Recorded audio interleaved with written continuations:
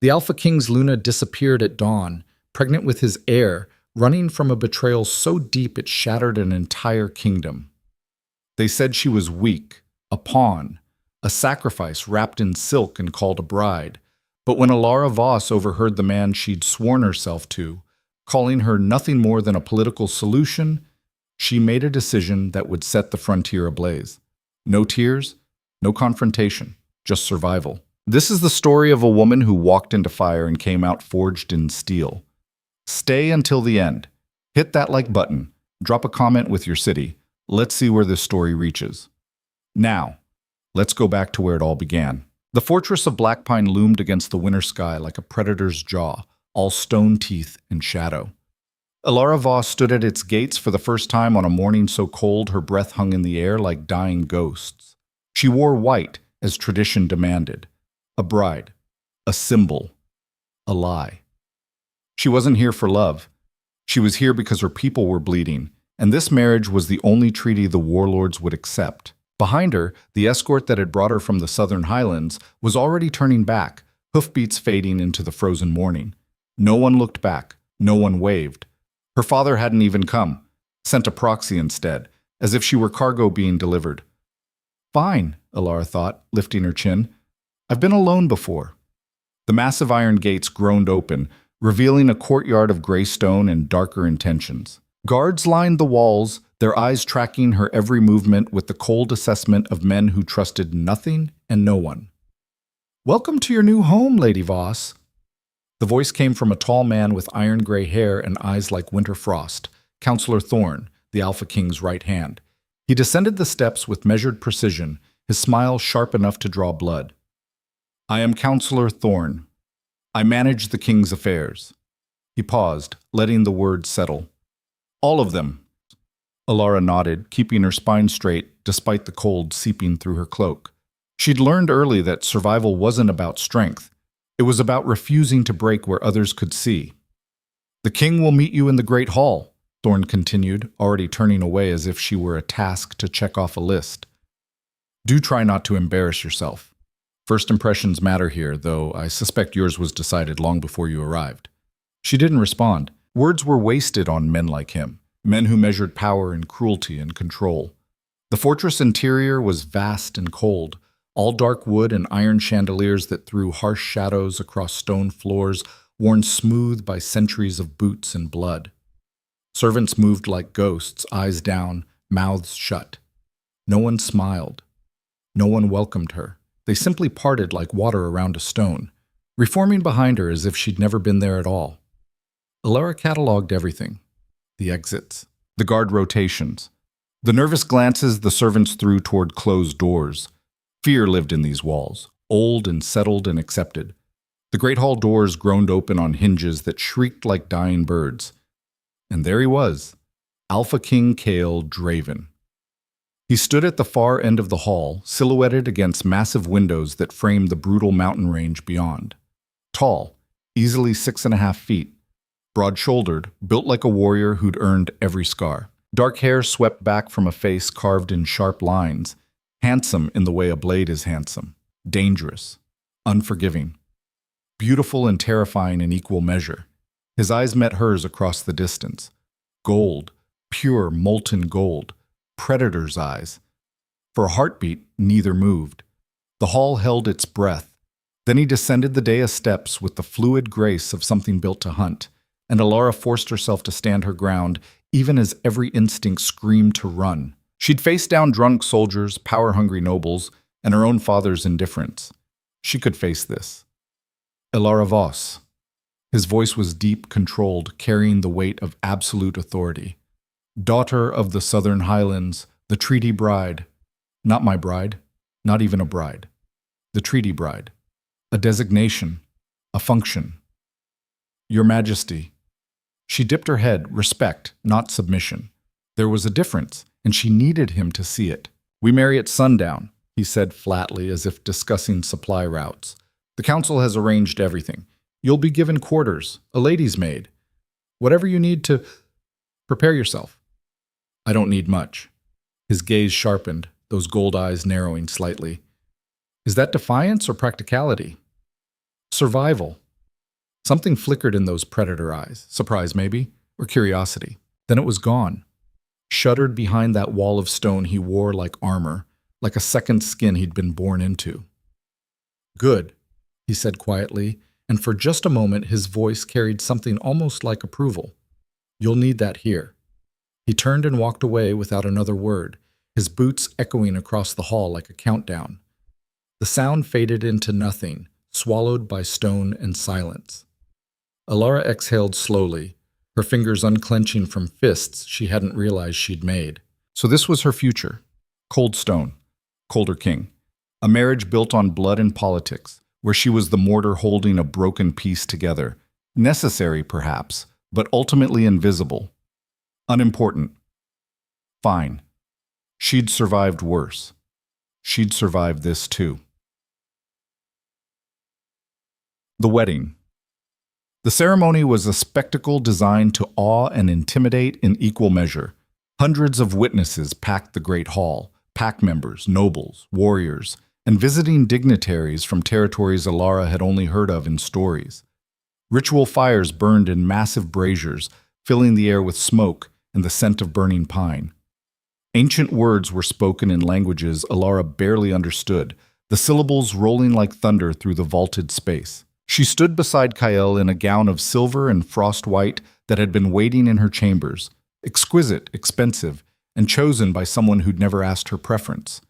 A crown of winter roses was placed on her head by the high priestess, thorns carefully removed but the memory of them remaining. By blood and bond, by fire and vow, by the old laws and the new peace, you are joined. The priestess, ancient, blind, terrifying, tied a crimson cord around their joined hands. The silk was warm, almost alive, pulsing with something Alara couldn't name. Kael's hand beneath it was warm too, strong, steady, larger than hers, scarred across the knuckles, calloused from weapons and war. He didn't look at her. His gaze remained fixed on some distant point beyond the crowd, beyond the ceremony, beyond everything happening in this moment. When the cord was cut and the hall erupted in cheers that shook the rafters, he leaned close, just once, and whispered against her ear, "This changes nothing." His breath was warm. His words were ice. Then he released her hand and walked away, leaving her standing alone in her wedding gown while the crowd celebrated around her like she was a monument, not a woman. Alara smiled. She'd learned how to smile through anything. The feast that followed was lavish and hollow, tables groaning under roasted meats, fresh bread, delicacies imported from across the territories. Wine flowed freely. Musicians played. Dancers spun through elaborate routines that told stories of ancient battles and victories. Alara sat at the high table, smiling when required, nodding at congratulations from people whose names she'd never remember and who'd forget hers just as quickly. She was decoration, a living symbol of peace, expected to be seen, not heard. Kael sat beside her in silence, drinking steadily, his gaze fixed somewhere distant. He acknowledged toasts with minimal nods, answered direct questions with single words, and otherwise existed in a bubble of isolation that no one dared penetrate. "Not much of a talker, is he?" Alara glanced sideways.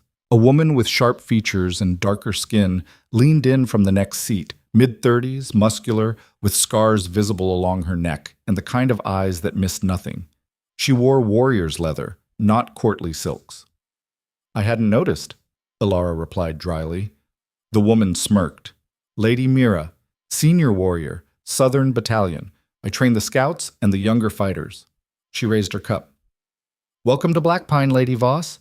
Try not to freeze to death, literal or metaphorical." "I'll do my best."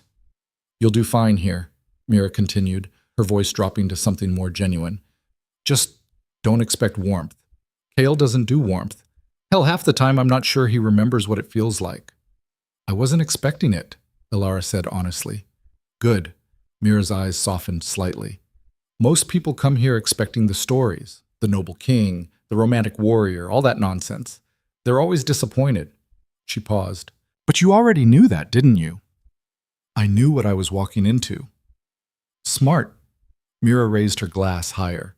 "To survival, then, and to choosing our own paths when we can. To survival." They drank, and Alara felt the first thread of something like friendship begin to form. It wasn't much, but it was more than she'd had an hour ago. Hours later, when the feast finally ended and servants began clearing tables laden with picked-over bones and empty bottles, Kael stood and offered Alara his hand. Protocol. Tradition. The new Luna must be escorted to her chambers by the king on their wedding night. She took his hand because refusing would cause a scene, and scenes were weapons she wasn't ready to use yet. He led her through winding corridors in complete silence, their footsteps the only sound except for the distant echo of celebration still happening in the lower halls. The fortress was a maze of stone and shadow, every hallway looking like the last, every turn deliberate and confusing. When they reached a heavy oak door banded with iron, he stopped. "Your rooms," he said, his tone unchanged from earlier, flat, informative. "Mine are across the hall. If you need anything, the servants will attend to you. Meals are delivered unless you prefer to dine in the main hall. The library is open if you enjoy reading. The gardens are accessible through the eastern wing, weather permitting." He was giving her a tour guide speech on their wedding night.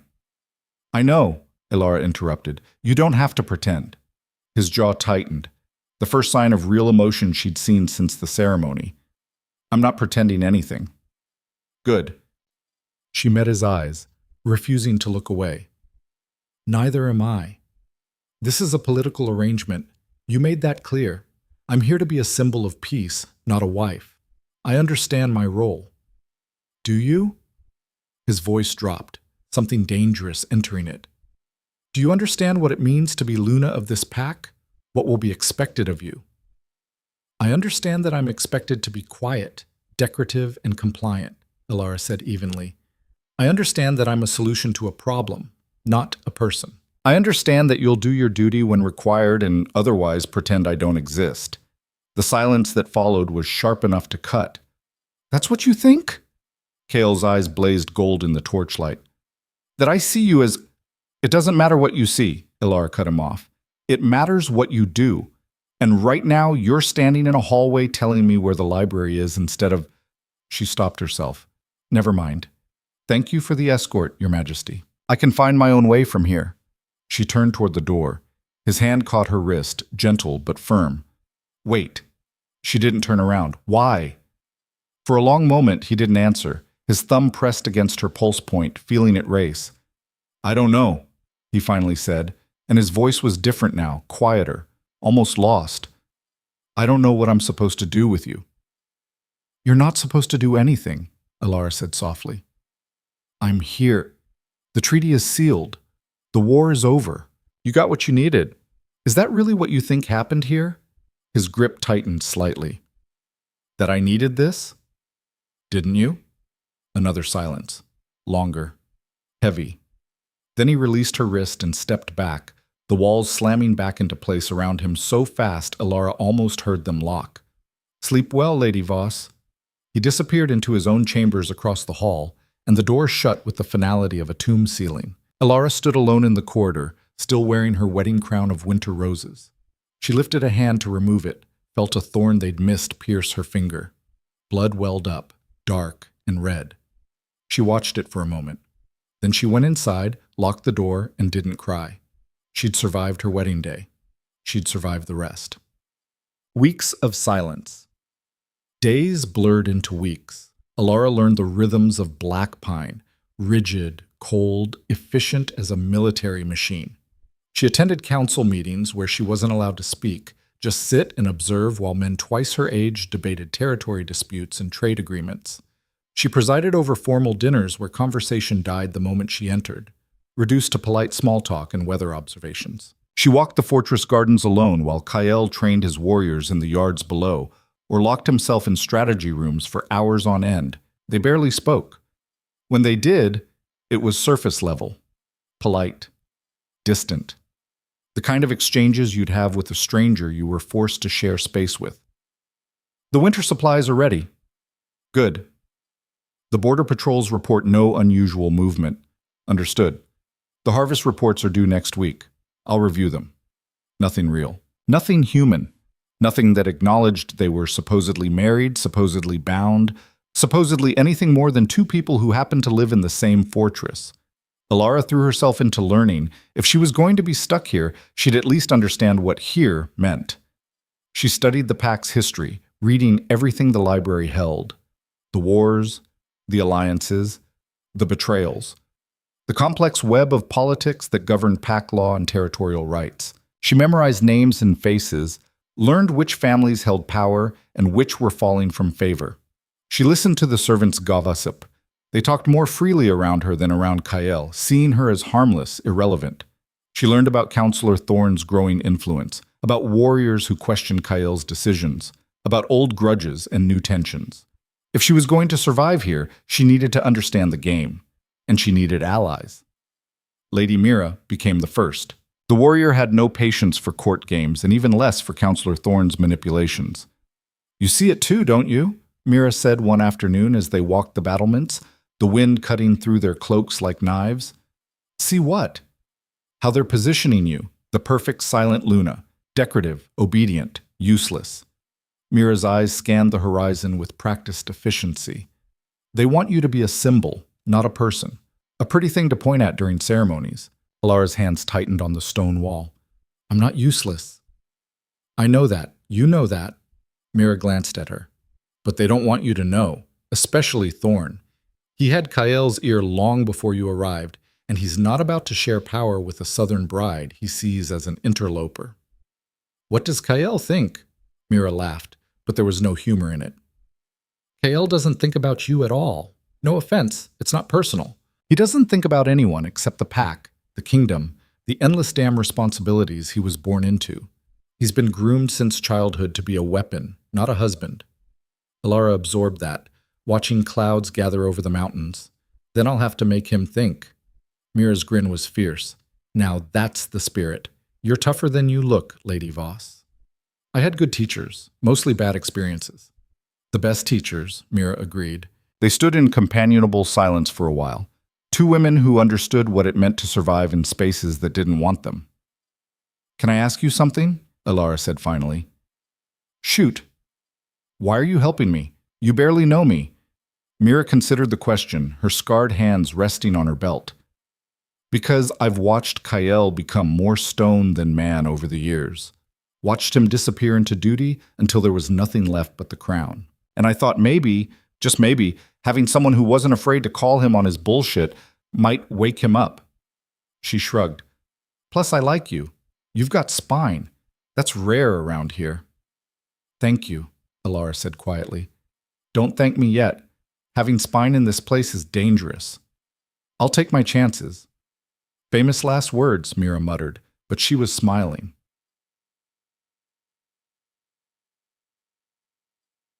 The shift. The change came slowly, then all at once. It started with small things. Kael asking her opinion during a council meeting about southern trade routes, her territory, her expertise. Counselor Thorne's face had gone carefully blank, but Alara had caught the flash of irritation in his eyes. Then Kael started joining her for dinner. Not every night, but sometimes. They'd sit across from each other in the private dining room, eating in silence at first, then gradually talking about neutral things, the fortress repairs, the upcoming winter, books they'd read, nothing personal, nothing dangerous. But it was something. One night, 3 months into their marriage, Kael asked her about her childhood. They were in the library. Alara had been reading when he'd entered, clearly looking for something. He'd stopped when he saw her, seemed about to leave, then changed his mind and sat down across from her instead. "What was it like?" he asked after a few minutes of silence. "Growing up in the Highlands?" Alara looked up from her book, genuinely surprised. "Why do you want to know?" "I don't know much about it. About you." He paused.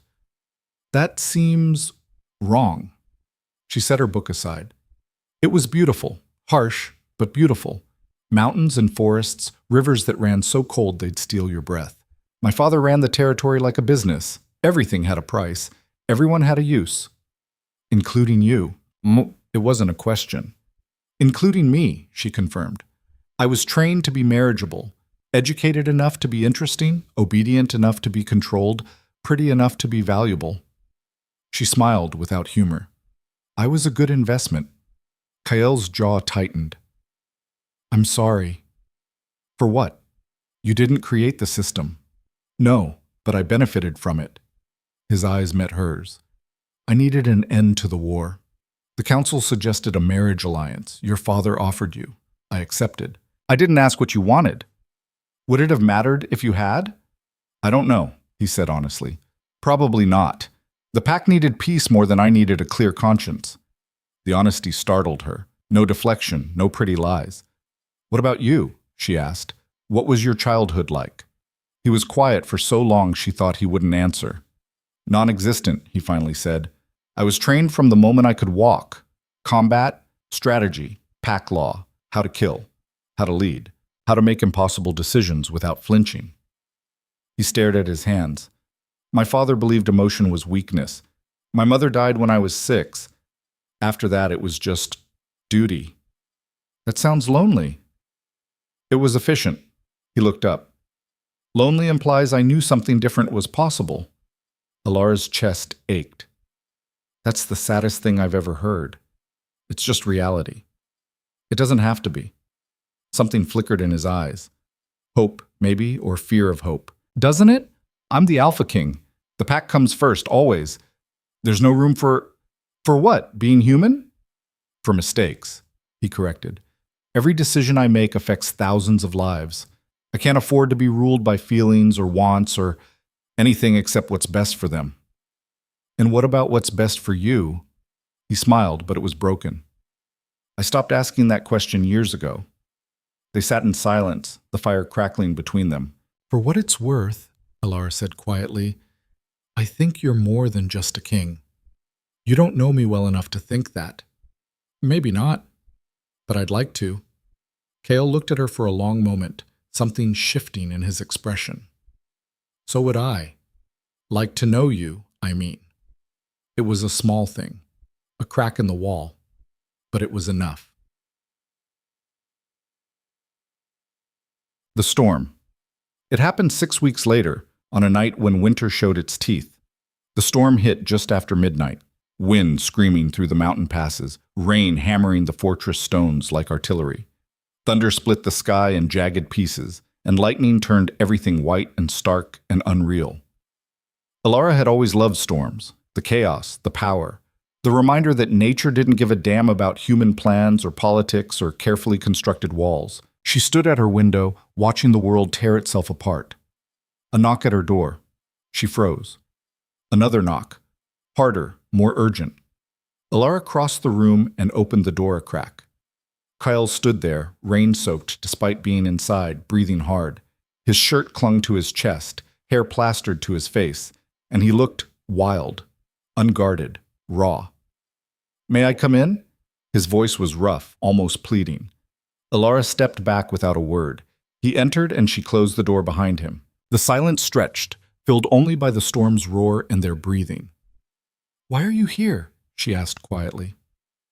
Kael didn't answer immediately. He crossed to the window, staring out at the lightning-torn sky like it held answers. Water dripped from his hair, his clothes, pooling on the floor. I can't sleep, he finally said. Neither can I. I keep thinking about... He stopped, shook his head sharply. Forget it. This was a mistake. I shouldn't have... No. Alara moved closer. Say it. He turned to face her, and for the first time since she'd met him, she saw the mask completely shatter. What looked back at her was desperate and human and terrified. I didn't want this, he said, the words tumbling out like he couldn't stop them. Any of this, the war, the treaty. A bride I never chose, trapped in a marriage neither of us wanted. His hands clenched and unclenched at his sides. I told myself it didn't matter, that you were just another piece on the board, another political necessity, that I could keep you at a distance and everything would be simple. Alara's heart hammered in her chest. But you're not simple. His voice dropped to something raw. You're real. You're here. You read in the library and walk the battlements and argue with Thorn in council meetings when you think no one's paying attention. You're brave and smart, and you don't back down even when everyone expects you to. He took a shaky breath. And I can't keep pretending you don't exist. The storm crashed outside, rattling windows. What are you saying? Alara whispered. Kael stepped closer, close enough that she could feel the heat radiating from him, see the gold flecks in his eyes. count the days of stubble on his jaw. I'm saying I want this to be real. His voice was barely audible over the thunder. I want you to be real, not a treaty, not a symbol, not a solution. He swallowed hard. I want you to be my partner, my equal, my... He couldn't finish. Alara's breath caught in her throat. Even if I don't deserve it, he continued, something breaking in his voice. Even if it's too late. Even if you hate me for every cold word and every moment I made you feel invisible. I need you to know. She kissed him. It wasn't soft. It wasn't gentle. It was months of loneliness and hope and fear and wanting crashing together in one reckless, honest, desperate moment. Cale responded instantly, his arms wrapping around her, pulling her against him like she was the only solid thing in a world gone mad. His hands tangled in her hair, tilted her head back, and he kissed her like he was drowning and she was air. When they finally broke apart, both breathing hard, Alara looked up at him. Don't lie to me, she said fiercely, her hands fisted in his wet shirt. Don't say things you don't mean. Don't give me hope and then take it back when it's convenient. I mean it. His forehead pressed against hers, his eyes closed. Every word. I swear to you. Then prove it. How? Stay. She pulled him closer. Don't run. Don't hide behind duty or walls or that damn stone mask. Just stay. He did. That night, in the heart of the storm, something fundamental shifted. The walls came down. The masks fell away. They were just two people, broken, scared, hoping, choosing each other despite everything that said they shouldn't. For the first time since arriving at Blackpine, Alara felt like she belonged, like she was wanted, like she was loved. False dawn. The weeks that followed felt like waking from a long, cold dream into warmth and light. Cale changed. Not overnight, he was still the Alpha King, still burdened by impossible responsibilities and the weight of thousands of lives depending on his decisions. But when they were alone, he let her see the man beneath the crown. They talked, really talked. He told her about his childhood, raised to be a weapon before he could be a boy, trained to lead before he could think for himself, his father's brutal lessons in strength and the absolute prohibition against showing weakness, the mother he barely remembered except his warmth and soft hands, gone too soon, about the war that had consumed his entire reign, the impossible choices, which villages to defend, which to abandon, which warriors to send into battles they wouldn't return from, the nightmares that still woke him, filled with faces of people he couldn't save. Alara shared her own scars, growing up in a family that saw her as currency, an investment to be traded when the price was right. The loneliness of being decorative. The slow suffocation of being valuable only for what she represented, never for who she was. You're not currency, Kyle told her one night, his hand resting on her hip as they lay tangled together in his bed. Not to me, never to me. What am I then? She asked, genuinely curious. He was quiet for a long moment, his fingers tracing patterns on her skin. Everything I didn't know I needed, everything I thought I'd given up the right to want. She believed him. She wanted to believe him. They made plans, small ones at first, walks in the forest when duty allowed, quiet dinners away from the council's scrutiny, stolen moments in the library or the gardens. Kyle began actively including her in council meetings, not as decoration, but as a participant. He asked her opinion, defended her ideas, let her voice be heard. Thorn hated it.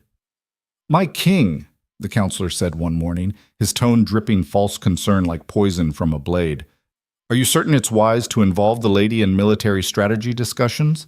She has no experience in warfare, no training in... She has a mind, Cale cut him off, his voice cold enough to frost glass. Which is more than I can say for some people in this room. Several council members shifted uncomfortably. Thorn's smile never wavered, but his eyes went cold and flat. Alara noted it, filed it away. She also noticed other things. Servants who stopped talking when she passed, their conversations dying mid-word. Guards who watched her too closely, their gazes tracking her movements through the fortress. A growing tension in the air that had nothing to do with external threats or political disputes. Something was wrong. She felt it like a pressure change before a storm. Do you trust Thorn? she asked Kale one night, curled against his side in the darkness. She felt him tense. Thorn has served my family for decades. He was my father's most trusted advisor. He's loyal to the pack. That's not what I asked.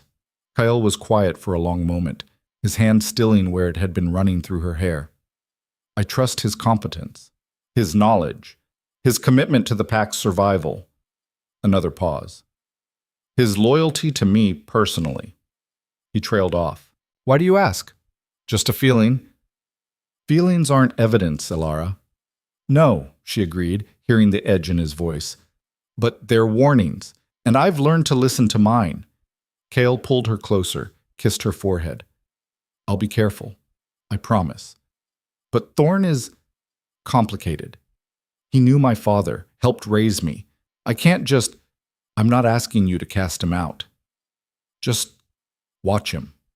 Watch how he positions himself. How he talks about me when he thinks you're not paying attention. Has he said something to you? Not directly. It's subtler than that. She looked up at him in the darkness. He sees me as a threat. To what? To his influence over you. Kyle considered this, his jaw tight. I'll pay attention. Elara wanted to push harder, wanted to make him see what she saw, the way Thorn maneuvered through council meetings, always positioning himself as the voice of reason, the keeper of tradition, the way he subtly undermined her suggestions, the way his eyes followed her with the cold calculation of someone solving a problem. But she didn't push. Kyle was already struggling with the balance between the man he was becoming and the king he'd been trained to be. She couldn't force him to see what he wasn't ready to see. She should have. That hesitation would cost her everything. The discovery. 8 weeks after that storm-torn night, when everything changed, Elara woke with nausea clawing at her throat like a living thing. At first she thought it was something she'd eaten at dinner. The roasted venison had tasted slightly off.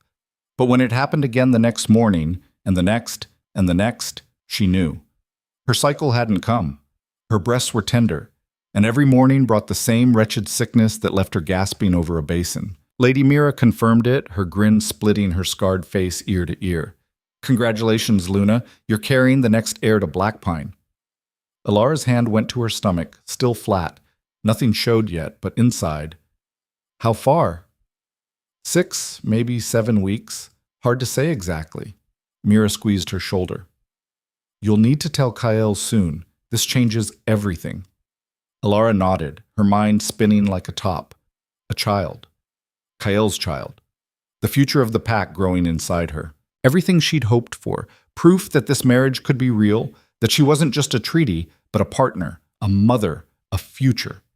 Evidence that they'd built something genuine out of political necessity. She decided to tell him that night. Planned it carefully. Dinner in their private chambers, just the two of them. She'd wait until after they'd eaten, when he was relaxed, and then she'd tell him. She imagined his face, the surprise, the joy, maybe fear. Healthy fear about being a father, about protecting something so precious and fragile. She imagined their future expanding, becoming solid and real. But fate had other plans. The betrayal. It was late evening. Elara had been making her way to Kyle's study, wanting to confirm their dinner plans, her heart light with the secret she carried. She found herself outside his door, hand raised to knock, and froze. Voices inside. Kyle's deep rumble and Thorn's smoother tone, carrying clearly through the heavy wood. She should have knocked, should have walked away, should have done anything except stand there listening. But she didn't. Can't keep coddling her, my king. Thorn's voice was smooth, persuasive, the tone of someone who'd perfected manipulation over decades. She's served her purpose admirably. The treaty is signed. The war is over. Our territories are secure. Now you need to focus on what exactly? Kyle's voice was tight, controlled. On ruling. On the pack. On the responsibilities that matter. A pause. Not on sentimental attachments that cloud your judgment. Elara's blood ran cold. Silence from Kyle. Long, heavy silence. She's my wife, he finally said, but his voice was quiet, uncertain. She's a political solution, Thorn countered, and Alara heard the triumph in his tone. Nothing more. You said so yourself when the council first proposed the marriage alliance. Your exact words, my king. I'll do whatever ends this war, whatever the pack needs. You understood then that this was about necessity, not emotion. Another silence. This one longer, crushing.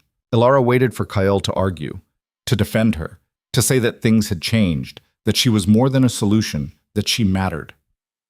That was before, Kyle said finally, and relief flooded through Alara. Before what? Thorn pressed. Before you confuse duty with affection? Before you let loneliness make you forget your purpose? His tone sharpened like a blade finding flesh. You don't love her, Kyle. You love the idea of something normal, something soft in your hard life. But you're not a normal man. You're a king. And kings don't have the luxury of... Enough! Alara held her breath, pressed against the wall outside the door. I said enough, Thorn. Kale's voice was cold now, final. This conversation is over. As you wish, my king. Thorn's footsteps approached the door. But think carefully about what I've said. Power requires sacrifice. Even the sacrifices that hurt. Even the ones that feel like betrayal. Your father understood that. My father was a lot of things, Kyle said quietly. Not all of them worth emulating. Perhaps. But he kept this pack alive through impossible times. That's what matters. The door started to open. Alara barely had time to step back into the shadows of a recessed alcove as Thorn emerged. He paused in the doorway, his sharp profile illuminated by the study's firelight. For a moment she thought he'd seen her, but he was looking down the opposite corridor. Then he continued on, his footsteps fading into the fortress's depths. Alara stood frozen, her hand pressed to her stomach, to the life growing there that Kyle didn't know about. She should knock on the door, should go inside, should demand to know what he really thought, what he really felt, whether she was a wife or a solution or something in between. But the worst part wasn't what Thorn had said. It was what Kyle hadn't said. He hadn't called her his partner, his equal, his love. He'd called it before. Before what? Before he'd cared? Before it had mattered? Before he'd convinced himself it was real? And when Thorn had pushed, had challenged him, had called their entire relationship a confusion of duty and loneliness, Kyle hadn't argued, hadn't defended her, hadn't said any of the things he'd whispered to her in the dark when they were alone. He'd just ended the conversation. Alara's hand moved from her stomach to her mouth, pressing hard against lips that wanted to scream or sob, or both. A political solution. The words echoed in her mind like a curse, like a prophecy, like the truth she'd been too hopeful to see. She walked away from the study. Didn't knock, didn't confront, didn't demand answers. She returned to her chambers and locked the door, and sat in the dark for hours, one hand on her stomach, mind racing through every conversation, every touch, every promise Kyle had made. Had any of it been real? Or had she been fooling herself all along, seeing love where there was only loneliness, seeing partnership where there was only political necessity wearing a softer mask? This changes everything, Mira had said about the pregnancy. She was right, but not in the way either of them had imagined. The choice. By dawn, Alara had made her decision. She couldn't stay. Not here. Not with a man who might wake up one day and decide she was no longer useful, that the political solution had served its purpose. Not in a fortress where counselors like Thorn could poison every moment of happiness with reminders of what she really was. Not when she was carrying a child who deserved better than to be born into this gilded cage, this beautiful prison where love was always conditional and worth was always measured in political utility. She'd been a pawn her entire life, moved around her father's chessboard, traded to Kyle's chessboard, always at the mercy of men who saw her as a means to an end. No more.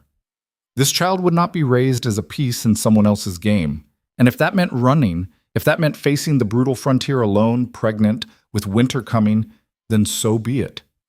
She'd survived her father's household. She'd survived this marriage. She'd survive whatever came next. She had to. Alara packed with methodical precision. Only what she could carry: a traveling cloak, sturdy boots, clothes appropriate for hard travel. A knife stolen from the armory, small enough to hide but sharp enough to matter. Supplies lifted from the kitchens during the pre-dawn quiet: dried meat, hard cheese, bread that would keep, a water skin. A small pouch of coins she'd been saving from her monthly allowance, never spent because there was nothing in Blackpine she wanted to buy. Until now. Now she needed them for survival. A soft knock on her door made her freeze. "Ilara?" Mira's voice, quiet but urgent. "Let me in." Ilara hesitated, then unlocked the door. Mira slipped inside, took one look at the pack on the bed, and went pale. "What are you doing?" "Leaving." "Are you insane? The frontier is deadly this time of year. Rogues, wild beasts, winter storms, you'll die out there." "Maybe," Ilara continued packing, "but I'll die free."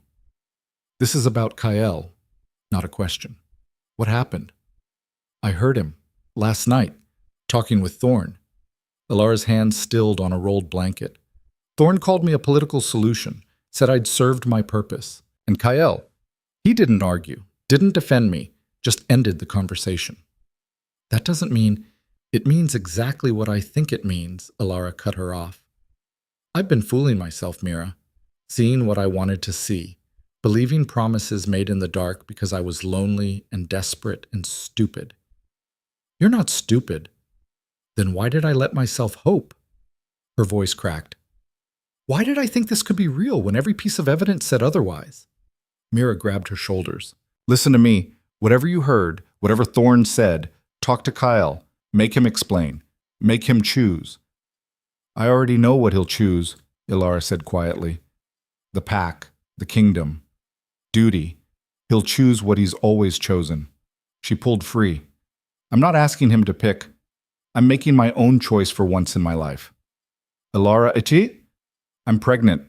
The words fell between them like stones into still water. Mira's eyes went wide. "Does Kael know?" "No, and he won't. Not until I'm long gone." "You can't. This changes everything. He deserves to know he's going to be a father." "Does he?" Ilara's voice turned hard. "Does a man who sees me as a solution, who lets his advisor call me a political necessity, who can't defend our relationship when challenged, does that man deserve to know about this child? To have any say in their future? That's not fair." "Life isn't fair," Ilara said flatly. "I learned that a long time ago. I'm just finally acting on it." Mira looked torn, anguished. "Where will you go?" "I don't know. South, maybe. Far enough that they won't look. Small enough to disappear." Ilara shouldered her pack. "Somewhere I can raise this child away from politics and power games and people who see them as a chess piece before they're even born. The frontier will kill you. Then I'll die trying to live on my own terms instead of surviving on someone else's." They stared at each other in the dim pre-dawn light. "Promise me something," Mira said finally. "What?" "Don't tell me where you're going, not even a direction." Her voice was rough. "Because when he asks, and he will ask, I want to honestly say I don't know." Ilara's throat tightened. "You're not going to try to stop me?" "Would it work?" "No." "Then why waste both our time?" Mira pulled her into a fierce hug. "You're the bravest person I've ever met, Ilara Voss. Don't let anyone tell you different." "Thank you," Ilara whispered, "for everything." When they pulled apart, Mira was blinking back tears. She pulled a small dagger from her belt, beautiful, deadly, with a silver-forged blade that caught the growing light. "Take this." Mira pressed it into Ilara's hand. "It's silver-forged. It'll cut through anything. Hide, bone, lies, whatever you need it to." "I can't take your—" "You can, and you will." Mira closed Ilara's fingers around the hilt. "I've got plenty of weapons. You've got none. Now we're even." Ilara looked down at the blade, perfectly balanced, inscribed with runes she didn't recognize. "What do they say?" "Survive." Mira's smile was broken. Seemed appropriate. They embraced once more, quickly, before courage could falter. Then Ilara slipped out into the pre-dawn shadows and disappeared. The Luna of Blackpine vanished like morning mist, leaving nothing behind but questions and an empty room and a marriage that had been built on hope and shattered by truth. By the time the sun rose fully, she was miles away, and the fortress was erupting into chaos. The reckoning begins. Kale woke to pounding on his door and a guard's panicked voice cutting through the last remnants of sleep. My king, you must wake!" He was on his feet instantly, warrior instincts taking over before conscious thought. Door open, guard's face white. Something wrong. What is it? His voice was still rough from sleep. The Luna, my king. She's gone. The world stopped. What do you mean, gone? Her chambers are empty. Some of her belongings are missing. The night guard saw nothing, but the guard swallowed hard. She's not in the fortress. Kale was moving before the guard finished speaking, crossing the hall in 3 strides, throwing open Alar's door. Empty. The bed made. Wardrobe partially cleared. Small things missing. The practical things someone would take for travel. His mind raced. An abduction? No. Her windows were locked from inside. Her door had been locked. Someone leaving, not taken. But why? Find Lady Mira, he ordered. Now. The warrior appeared minutes later, her face carefully neutral in a way that immediately told Kale she knew something. Talk, he commanded. Mira met his eyes without flinching. She left. Before dawn, and before you ask, no, I don't know where she went. Why would she leave? Kale's voice was rising despite his control. What happened? Did someone threaten her? Did Thorn? Ask yourself, my king. Mira's tone was respectful but hard. What did you do? Or more importantly, what didn't you do? Kale's blood turned to ice. The conversation with Thorn. Last night. In his study. No. She heard, he whispered. Heard what? Mira demanded, but her eyes already knew.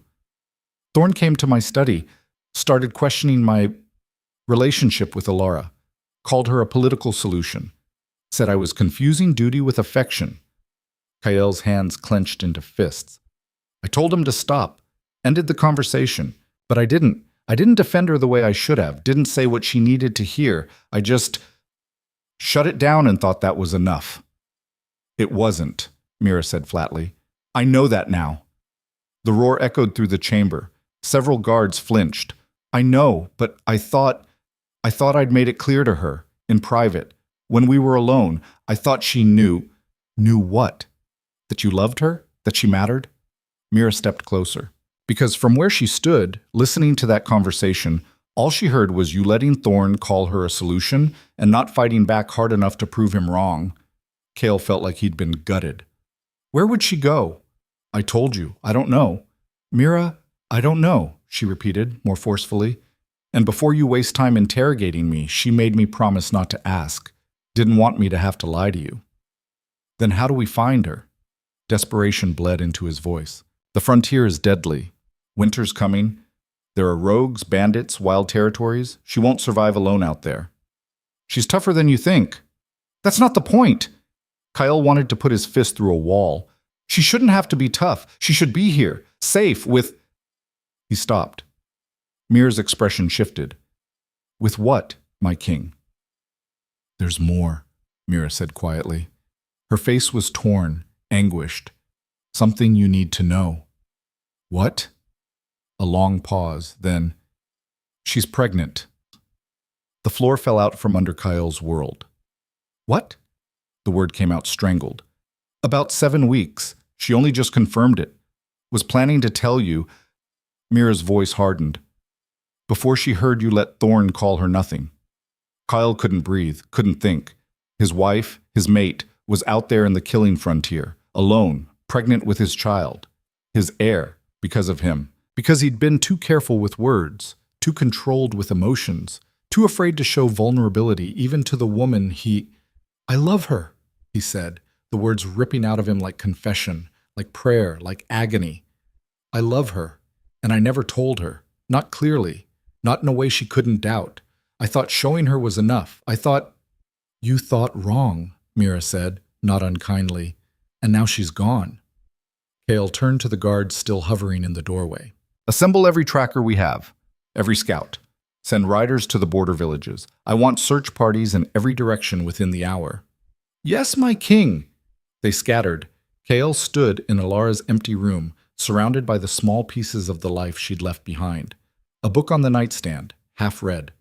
A shawl draped over a chair. The faint scent of her still lingering in the air. My king. Counselor Thorne stood in the doorway, his expression carefully arranged in concern. Something in Kale snapped.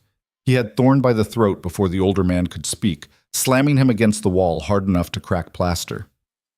"If I find out you had anything to do with this," Kyle said, his voice lethal and cold, "if you did anything to push her to leave beyond the poison you've been whispering in my ear, I will end you, slowly, painfully, in ways that will make your nightmares seem merciful." Thorne's eyes bulged, his hands clawing at Kale's wrist. Kale released him, let him drop gasping to the floor. "Get out of my sight." Thorne scrambled away, and for the first time in decades, Kyle saw real fear in the counselor's eyes. Good. As the fortress erupted into organized chaos, search parties forming, scouts preparing, trackers gathering supplies, Kale stood alone in what had been his wife's chambers. Somewhere out there, Ilara was running, pregnant, alone, afraid. Because of him. Because he'd been too much of a coward to say the words that mattered when they could have changed everything. He'd failed at the one thing that had ever truly mattered. But he would find her. He would bring her home, and he would spend the rest of his life proving that she was never, never just a political solution. She was everything, and he was going to make damn sure she knew it, even if he had to tear the entire frontier apart to get the chance. The forest swallowed Ilara whole. 3 days into the frontier, and she was already questioning every choice that had brought her here. The trees grew dense and hostile this far from civilization, their branches woven so thick overhead that sunlight barely penetrated. Everything was shadows and damp earth, and the constant whisper of wind through leaves that sounded too much like voices. Her feet ached. Her back screamed. The nausea that had plagued her mornings now followed her throughout the day, turning every step into a battle against her own body. But she kept moving. Behind her, somewhere in the distance she'd put between herself and Blackpine, Kyle would be searching. She knew him well enough to know that much. He'd send trackers, scouts, maybe even come himself. The Alpha King didn't lose things that belonged to him, and whether he loved her or not, she was still technically his wife, his political solution. The thought made her grip Mira's silver dagger tighter. She'd been following game trails south, staying off the main roads where search parties would look first. The terrain grew rougher with each passing mile. Steep ravines, rocky outcroppings, streams swollen with early winter melt that soaked her boots and chilled her to the bone. By the 4th day, she'd stopped counting miles and started counting breaths. One breath, another. Keep moving. The pregnancy made everything harder. She tired faster, needed more water, couldn't push her body the way she once could. And the fear, constant, gnawing fear, that she'd miscarry out here alone, that the stress and cold and hunger would take this one precious thing she had left. She pushed the thoughts away. Fear was useless. Action was everything. On the 5th morning, Ilara woke to frost coating her makeshift shelter, branches and her cloak woven together against the base of an ancient oak. Her breath misted in the air. Winter was coming faster than she'd anticipated. She needed better shelter, real shelter, and soon. The village appeared like a mirage around midday. Ilara had crested a ridge, and there it was, a small cluster of buildings huddled in a valley, smoke rising from chimneys, the sound of an axe biting wood carrying on the wind. Civilization. Help. Maybe. Or maybe danger. Frontier villages were notoriously suspicious of strangers. They had to be. Out here, trust could get you killed as easily as winter or wolves. But Ilara had run out of options. Her supplies were nearly gone. Her body was failing, and she needed warmth and food and a place to rest before she collapsed. She descended carefully, staying visible, hands away from her weapons. The last thing she needed was to get shot by a nervous sentry. A man spotted her first, tall, weathered, with a hunting bow already in hand. "That's far enough, stranger." Ilara stopped, raising her hand slowly. "I'm not here to cause trouble. I just need supplies. Food, maybe a warm place to sleep. I can pay." "Can you now?" A woman emerged from one of the buildings, older, with gray-streaked hair and eyes that missed nothing. "Where'd you come from, girl? You don't look like frontier folk." "I'm traveling south," Ilara said carefully. "Got separated from my group. Been on my own for days." The woman's gaze sharpened. "Separated or running?" Ilara's silence was answer enough. "Thought so." The woman crossed her arms. We don't harbor criminals here, or fugitives. The frontier's hard enough without borrowed trouble. I'm not a criminal. Then what are you? Elara met her eyes. Someone who made a choice. Someone who's trying to survive it. The woman studied her for a long moment, taking in Elara's expensive but travel-worn clothes, the silver dagger at her belt, the exhaustion carved into every line of her face. You're pregnant, the woman said quietly. Elara's hand moved instinctively to her stomach. How did you? I've got eyes, and I've been pregnant 6 times myself. The woman's expression softened fractionally. How far along? 7 weeks? Maybe 8 now? The woman exchanged glances with the man still holding the bow.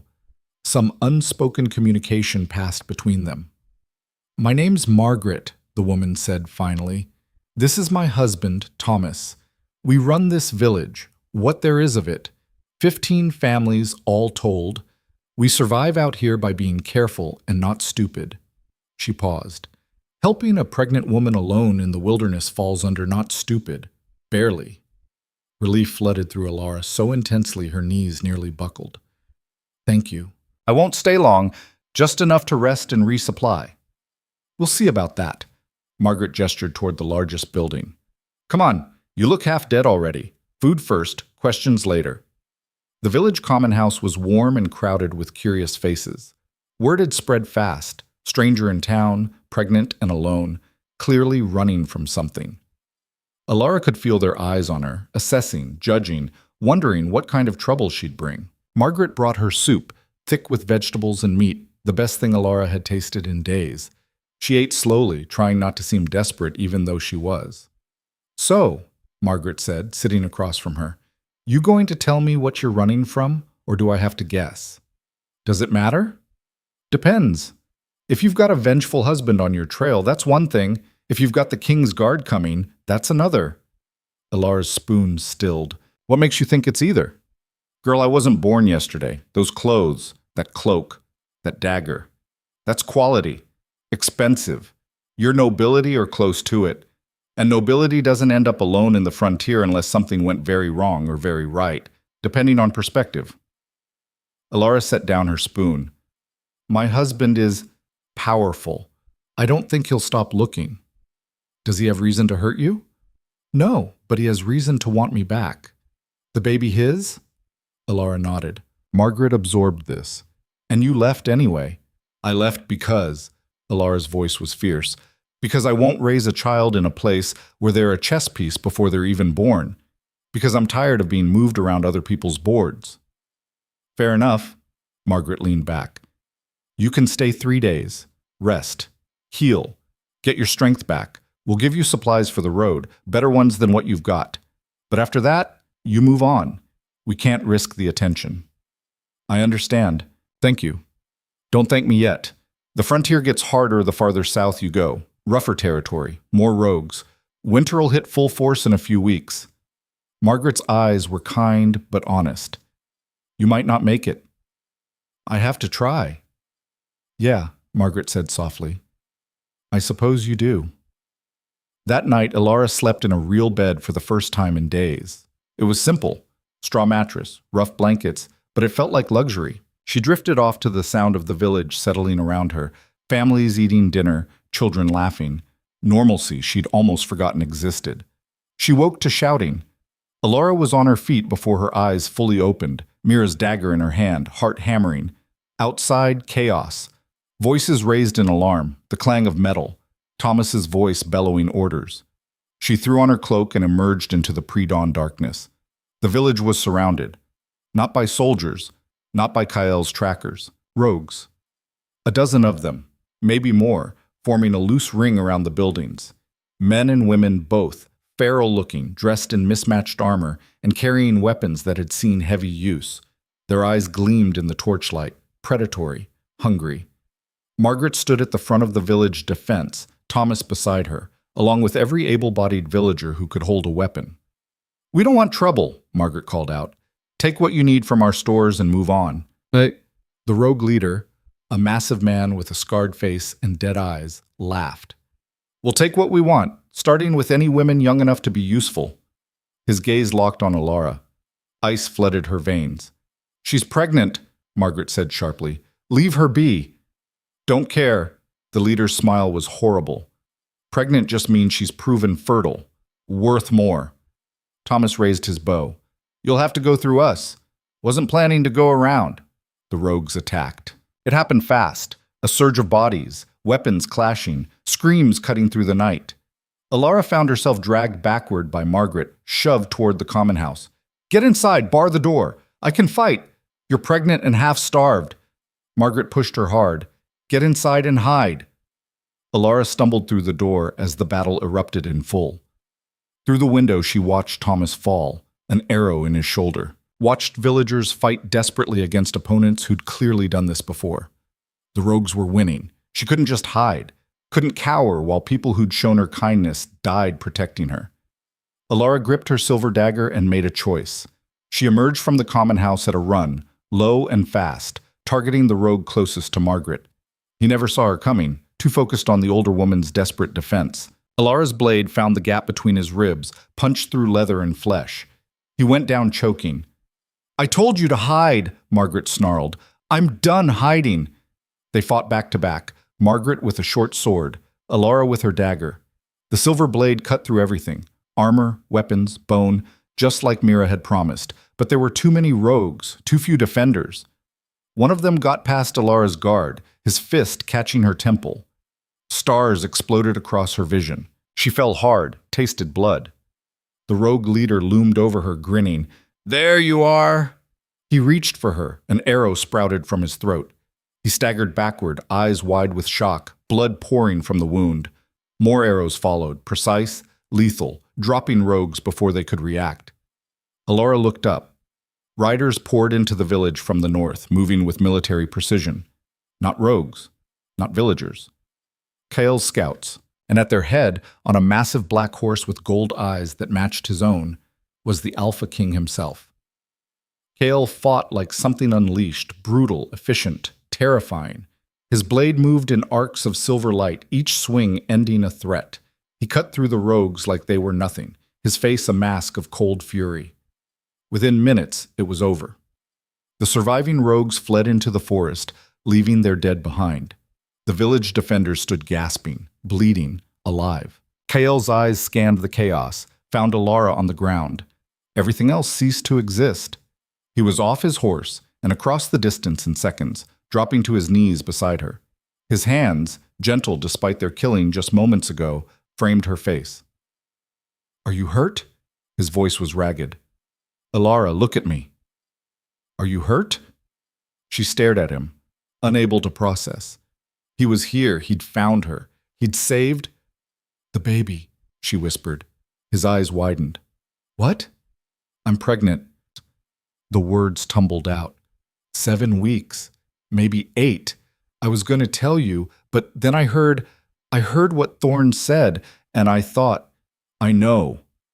His forehead pressed against hers, his hands shaking. "Mira told me. After you left, I've been searching for 5 days straight. I thought," his voice broke. "I thought I'd lost you, both of you."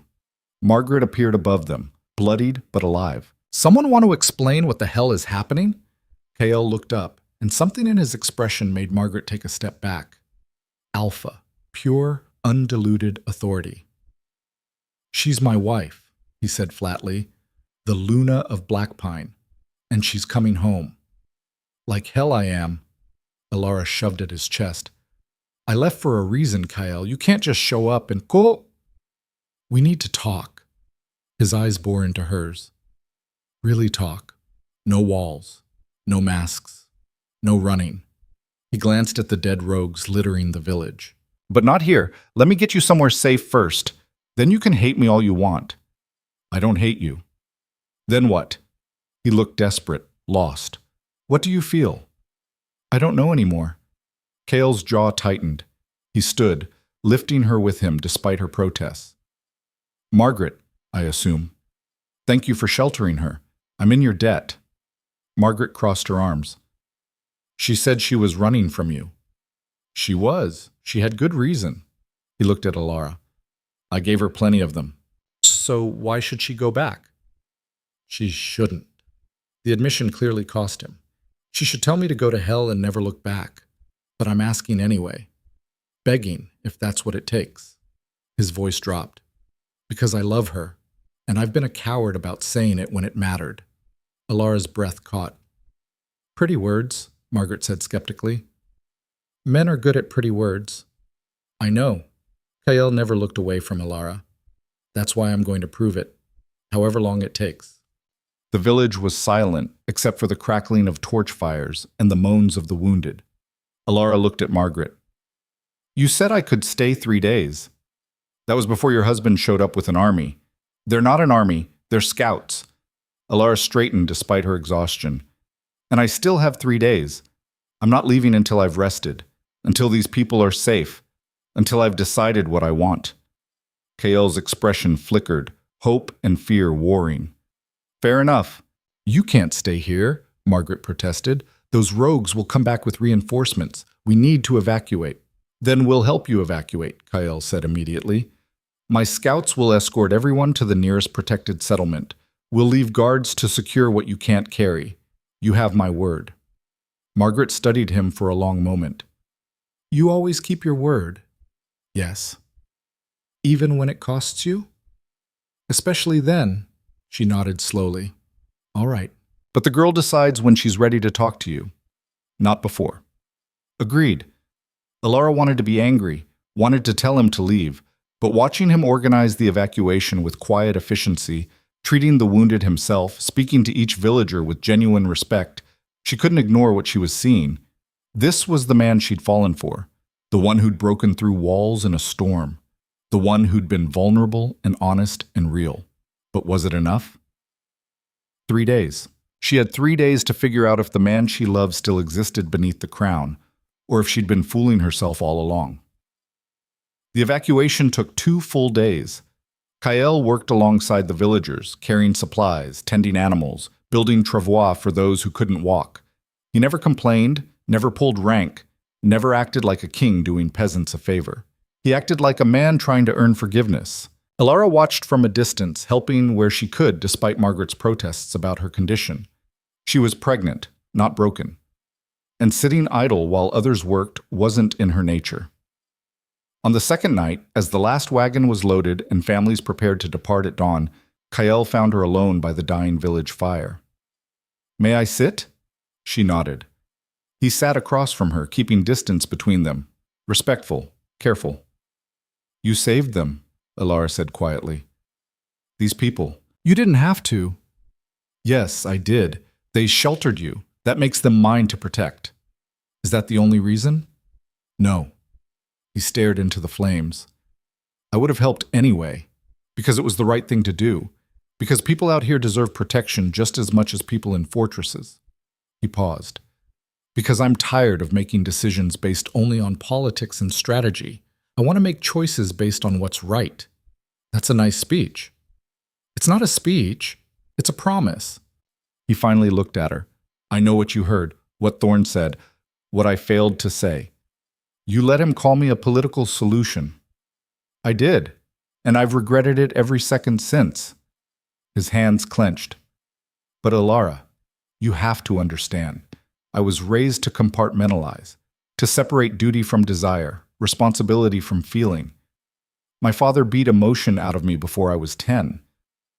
So when Thorne challenged me, my first instinct was to shut down the conversation, not defend you. Because defending you would mean admitting how much you'd come to mean to me, and admitting that felt like weakness. Love isn't weakness. I know that now. His voice was raw. I learned it when I woke up and you were gone. When I realized I'd trade the entire kingdom for one more chance to tell you the truth. Alara's throat tightened. What truth? That I love you. Not as a Luna, not as a treaty, not as anything except the woman who walked into my fortress and refused to break, who challenged me, who saw past the crown to the man I'd almost forgotten existed. He leaned forward. I love you, Alara. And I'm sorry it took losing you to find the courage to say it. Tears burned her eyes. How do I know you won't change your mind? That tomorrow or next month or next year you won't wake up and decide duty matters more? You don't. The honesty was brutal. I can't promise I'll be perfect. I can't promise I won't make mistakes. But I can promise I'll fight for us. Every day. Against counselors, tradition, my own worst instincts, whatever it takes. That's a lot to promise. It's not enough. He moved around the fire, kneeling in front of her. Tell me what would be enough. Tell me how to fix this. I don't know if you can. Then let me try. His eyes were blazing gold. Come back with me. Not as my Luna, as my partner, my equal. Give me a chance to prove that the man you saw in the storm wasn't a lie. What about Thorn? Gone. Exiled. The moment I realized what his poison had cost me, I cast him out. The council protested. I didn't care. His jaw was granite. Anyone who makes you feel less than everything you are doesn't deserve a place in our lives. Our lives. Not his, ours. And the pack? Alara pressed. What will they think of a Luna who ran away? They'll think you're brave, strong enough to leave when Stain would have destroyed you, strong enough to demand better. He took her hands. And if they don't, I'll make them understand, because you're going to be the mother of the next heir, and our child will learn from both of us, your strength and my whatever I can offer. Despite everything, Alara laughed. It was a broken sound, but real. There she is, Kael whispered. I've missed that sound. I've missed a lot of things. Come home. Miss them there. With me. Alara looked at him, really looked. Saw the fear in his eyes, the hope, the desperation. This wasn't the untouchable Alpha King. This was a man on his knees, begging for something he had no right to expect but was asking for anyway. I'm not the same person who left Blackpine, she said quietly. Good. I don't want you to be. I fell in love with someone who refused to be broken, someone who'd rather face the wilderness pregnant and alone than accept less than she deserved. His grip on her hands tightened. I'm asking that woman to give me a chance to deserve her. The fire crackled. The night pressed close. One condition, Alara said finally. Anything. No more walls, no more masks. When we're together, you're Kael, not the king.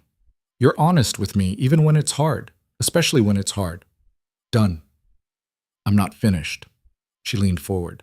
And I get a voice in counsel, in decisions, in our child's future. I'm not decoration. I'm not a symbol. I'm your partner, or I'm nothing. You're my partner. No hesitation. You've always been my partner. I was just too stupid to make it official. And one more thing. Name it. You have to tell me, out loud, in front of people, that you love me, that I matter, that I'm not a political solution. Her voice shook. I need to hear it where others can hear it, so I never doubt again. I can do better than that. Kael stood, pulling her with him. His voice rose, carrying across the camp. Everyone, I need witnesses. Villagers emerged from tents. Scouts looked up from their posts. Margaret appeared, Thomas limping beside her. Kael faced them all, one arm around Alara. This woman is Alara Voss. My wife. My Luna. My partner. His voice rang clear and strong. I love her, not because she's useful or strategic or political. I love her because she's brave and fierce and refuses to accept less than she deserves. I love her because she makes me want to be better than the man I was raised to be. He looked down at her, and if anyone, counselor, warrior, or stranger, ever implies she's anything less than essential to me in this pack, they'll answer for it. Silence. Then Margaret started clapping. Slowly at first, then louder. Others joined, villagers, scouts, until the whole camp was applauding. Alara's vision blurred with tears. Was that loud enough? Kael asked softly. It was perfect. Then come home. Please. She looked around at the faces watching them, rough frontier people who'd seen her at her worst and still offered kindness. Margaret nodded slightly, as if giving permission. Alara turned back to Kael. 1 week, she said. He blinked. What? 1 week back at Blackpine. You keep your promises. You prove this isn't just words. After that, I decide if I stay. A trial period. A chance, she corrected. For both of us. Kyle's smile was tentative but real. I'll take it. You better make it count. Oh, I will. He pulled her close, careful of her stomach. I'll make every second count. As the camp settled back into sleep preparations and the villagers prepared for their dawn departure, Alara allowed herself to hope. Maybe she was foolish.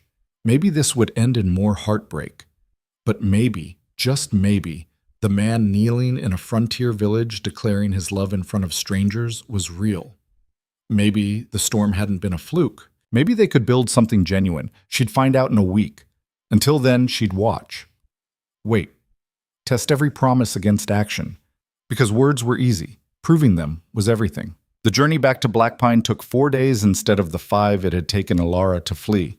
Kale pushed the pace as hard as he dared with her pregnant, stopping only when necessary, his eyes constantly scanning the tree line for threats. They traveled with an escort of 20 scouts, enough to deter most attacks, not so many that they moved slowly. Alara rode beside Kael, watching him command with the effortless authority she'd once found intimidating and now understood as simply who he was. But understanding didn't mean trusting. Not yet. On the second night, camped in a clearing with sentries posted in overlapping rings, Kael found her standing at the edge of the firelight. "Can't sleep?" he asked quietly. "Thinking. About? What happens when we arrive?" She pulled her cloak tighter against the cold. "The council won't be happy I left. They'll see it as abandonment, weakness. Let them." Kael moved closer but didn't touch her, respecting the space she'd carved between them. "Their opinion doesn't matter. It does if they undermine you because of me. Then I'll deal with it." He paused. "Alara, I meant what I said. You're my partner. That means your enemies are mine. Your battles are ours. I'm not leaving you to face them alone. You say that now, I'll say it every day for the rest of our lives if that's what it takes." His voice was steady, certain. "I know I have to earn your trust back. I'm prepared for that. But don't doubt my commitment. Not anymore."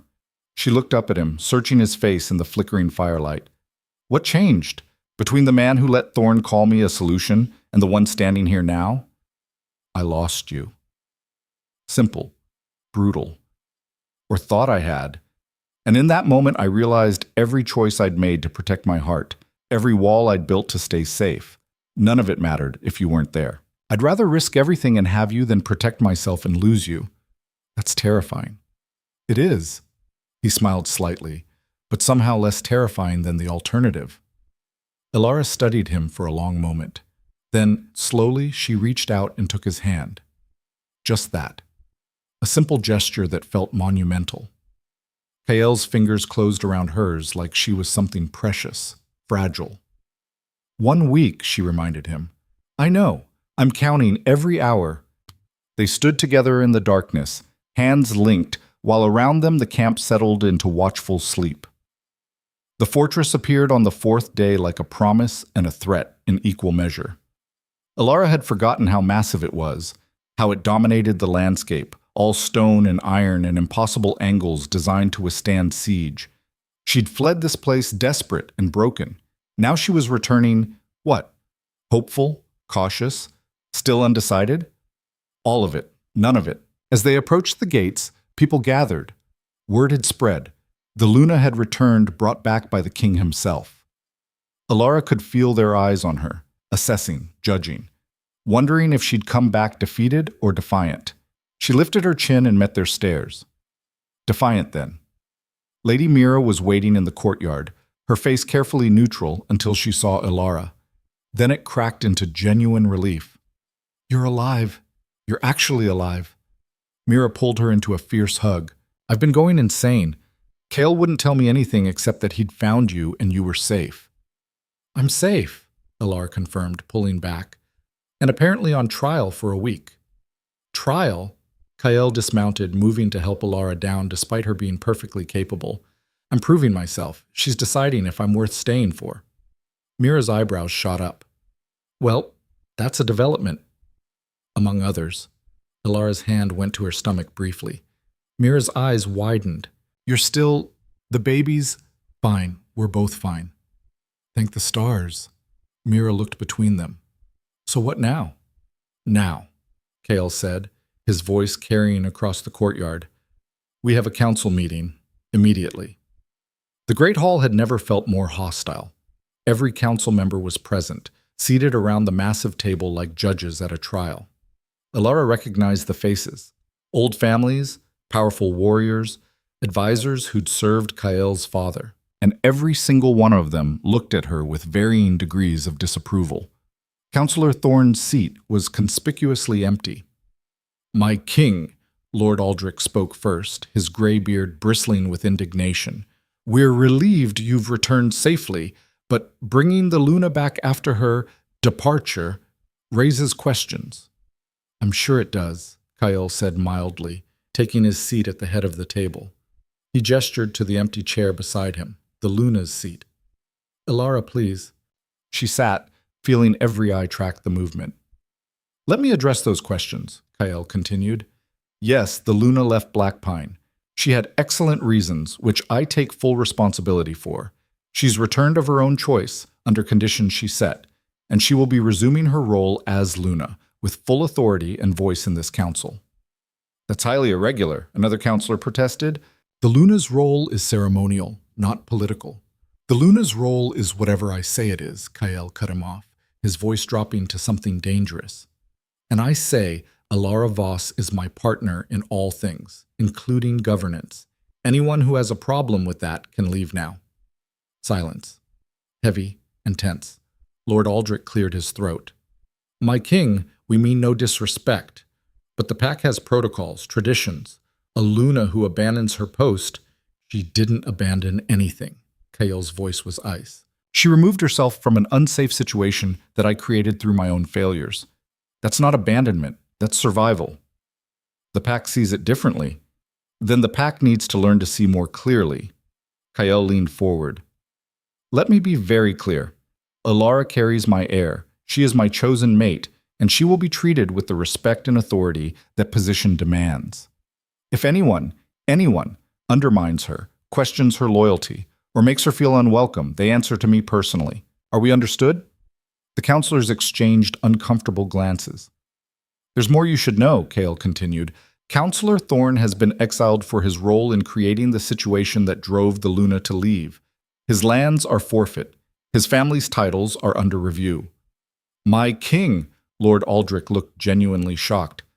"Thorne served your father for decades and poisoned my judgment for just as long." Kael's eyes were cold. "He saw my wife as a threat to his influence and worked systematically to undermine our relationship. That's treason. Be grateful I only exiled him." Lady Sarah, one of the younger council members, spoke up. "What assurance do we have that the Luna won't leave again? That this reconciliation is permanent?" Kael looked at Elara. "That's her question to answer, not mine." Every eye turned to her. Elara stood slowly, feeling the weight of the moment. "You want assurance? I can't give you that. I'm here for 1 week, testing whether the promises made in the wilderness hold true in the halls of power. Whether the man who declared his love in front of strangers will defend me in front of his council." She looked directly at Lord Aldrich. "You're right that I left. I won't apologize for that. I refuse to stay in a place where I'm treated as decoration rather than a person. Where my value is measured in political utility rather than actual worth." Her voice strengthened. "But I'm also not afraid of this place, of you, of the challenge of proving I belong here." "Pretty words," Lord Aldrich said, "but the pack needs stability, not a Luna who might vanish when things get difficult." "You want to talk about difficulty?" Elara's laugh was sharp. "I spent 5 days alone in the frontier, pregnant, hunted by rogues, sleeping in the cold. I fought beside villagers I'd just met because it was right. I survived on determination and a knife." She leaned forward. "Don't lecture me about when things get difficult. I've lived through worse than anything this fortress can throw at me." Silence. Then, surprisingly, Lady Sarah smiled. "I think I like her." "As do I," another voice agreed. Lord Marcus, who'd been quiet until now. "A Luna who can survive the frontier and face down this council? That's strength we need." "This is madness," Lord Aldrich protested. "We can't just—" "We can and we will," Kael interrupted. "Unless you'd like to challenge me directly, Aldrich." The old lord's face flushed, but he subsided. "Good." Kael stood. "This council is dismissed. We'll reconvene tomorrow. Tonight, the Luna needs rest. As they filed out, Alara caught Lady Sarah's eye.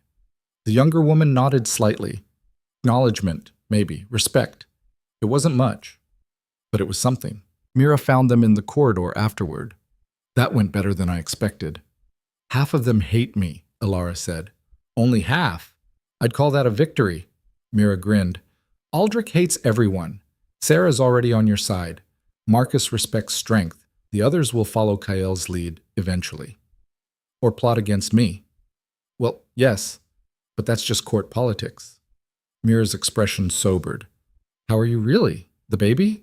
Tired, sore, but okay. Alara glanced at Kael, who was giving them space. I need to rest. I'll have food sent to your chambers, Kael said immediately. Whatever you need. What I need is sleep. Then sleep. He hesitated. My rooms or yours? The question hung between them. Separate chambers meant distance. His room meant what? Forgiveness she wasn't ready to give? Mine, Alara said finally. But you can check on me later, if you want. Relief flickered across his face. I want. That night, alone in chambers that felt both familiar and foreign, Alara finally let herself feel everything she'd been holding back. The fear, the exhaustion, the fragile, terrifying hope that maybe this could work. A soft knock interrupted her thoughts. Kael stood in the doorway, hands full. I brought soup and bread and some fruit. Wasn't sure what you'd want. Despite herself, Alara smiled. Come in. He set the food on the table, hovering uncertainly. How are you feeling? Like I ran away, survived the wilderness, fought rogues, and faced down your entire council in 1 week. She sat heavily. So tired. I'm sorry. For which part? All of it, but especially for making you feel like you had to run in the first place. He sat across from her, careful to maintain distance. I keep thinking about what I could have done differently, what I should have said to Thorn, how I failed you.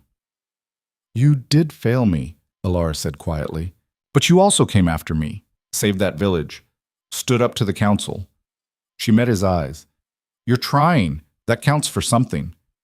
Is it enough? I don't know yet. Honest. But it's more than I had before. Kael nodded slowly. Fair enough. Can I ask you something? Yes. When you were out there alone, what kept you going? Alara touched her stomach.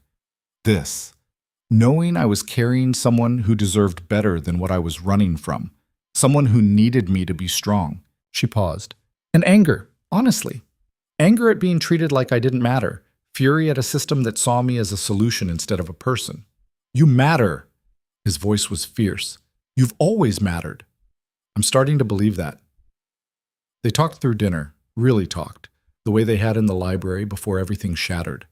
About the journey back, the council's resistance, the challenges ahead. About the baby growing between them, barely the size of a plum, but already changing everything. Have you thought about names? Kael asked. It's too early. Humor me, Alara considered. If it's a girl, I like Elena or Lyra. Both beautiful. And if it's a boy? I don't know, something strong but not harsh. She looked at him. Not Kael the second. He laughed. Agreed. One of me is plenty. More than plenty, Alara said, but she was smiling. The week passed in careful negotiation, not just between Alara and Kael, but between Alara and the pack itself. She attended training sessions with Mira, learning defensive techniques modified for pregnancy, walked the fortress daily, making herself visible, refusing to hide, sat in on council meetings, speaking when she had something to say, silent when she didn't.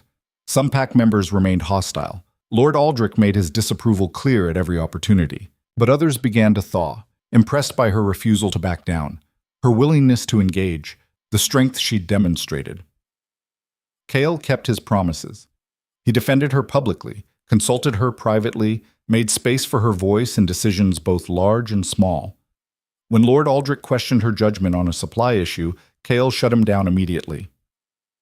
The Luna's recommendation stands, he'd said flatly, Unless you have actual evidence it's wrong, rather than just dislike of the source?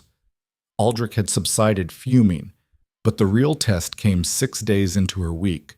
Alara was in the library when Mira found her, face pale. "We have a problem." "What kind?" "The kind that involves armed men at our gates claiming you're a fugitive." Alara's blood froze. "Who sent them?" "Your father." The world tilted. She'd known this might happen, that her father wouldn't just let her disappear, especially once word spread that she was at Blackpine again. But knowing and facing it were different things. "How many?" Alara asked, already moving. 50, well armed. Your father himself is leading them." Of course he was. Her father never sent proxies when making a point. They reached the battlements together. Below, at the main gate, a contingent of Southern Highland warriors sat on horseback, banners snapping in the wind, and at their head, mounted on a grey destrier, was Lord Garrett Voss, her father. He looked older than Alara remembered, more grey in his dark hair, deeper lines around his mouth. But his eyes were the same, cold, calculating, assessing everything for value and weakness. Those eyes found her on the wall. "Alara," his voice carried easily. "Come down, we're going home." "I am home," she called back. "Don't be foolish. Your marriage was political. You've served your purpose. The treaty is signed. Now you return to your real family." Kale appeared beside her, his presence a solid weight. "She's not going anywhere." "Alpha King," her father's tone was mocking. "How noble of you to speak for my daughter. But this is a family matter. Release her and we'll leave peacefully. She's my wife. She stays. She's my blood. And I don't recall giving you permanent custody." Her father's smile was cruel. The marriage contract specified a union for the duration of the peace treaty. The war is over. The treaty is fulfilled. Legally, she's free to leave. Alara's stomach dropped. Was that true? She'd never actually read the full contract, had been too numb during the negotiations to care about the details. "That's not how it works," Kael said, but there was uncertainty in his voice. "Isn't it?" Her father pulled out a scroll. "I have the contract right here, signed by you, by the council, by me. Shall I read the relevant clause?" "Don't bother." Alara's voice cut through the tension. "I'm not leaving, contract or no contract." "You don't have a choice, daughter." "I'm pregnant." The words fell like stones into a still pond. Her father's expression didn't change, but something flickered in his eyes. "Even better. You'll come home and raise the heir in civilized territory. The child can visit their father when appropriate." "Absolutely not." Kale's voice was lethal. "You have no legal standing to prevent it." Her father's smile widened. "Unless you want to break the treaty and restart the war over a woman you clearly can't manage to keep satisfied." The implication was clear. Alara had run once, publicly, humiliatingly. To the pack, to the territories watching, she was unstable, unreliable. A Luna who abandoned her post. Her father was using her own actions against her. "You bastard," Alara breathed. "I'm practical. I always have been." Her father's tone was almost gentle. "Come home, Alara. Stop this foolishness. You were never meant for ruling. You're meant for ensuring alliances, producing heirs, being useful."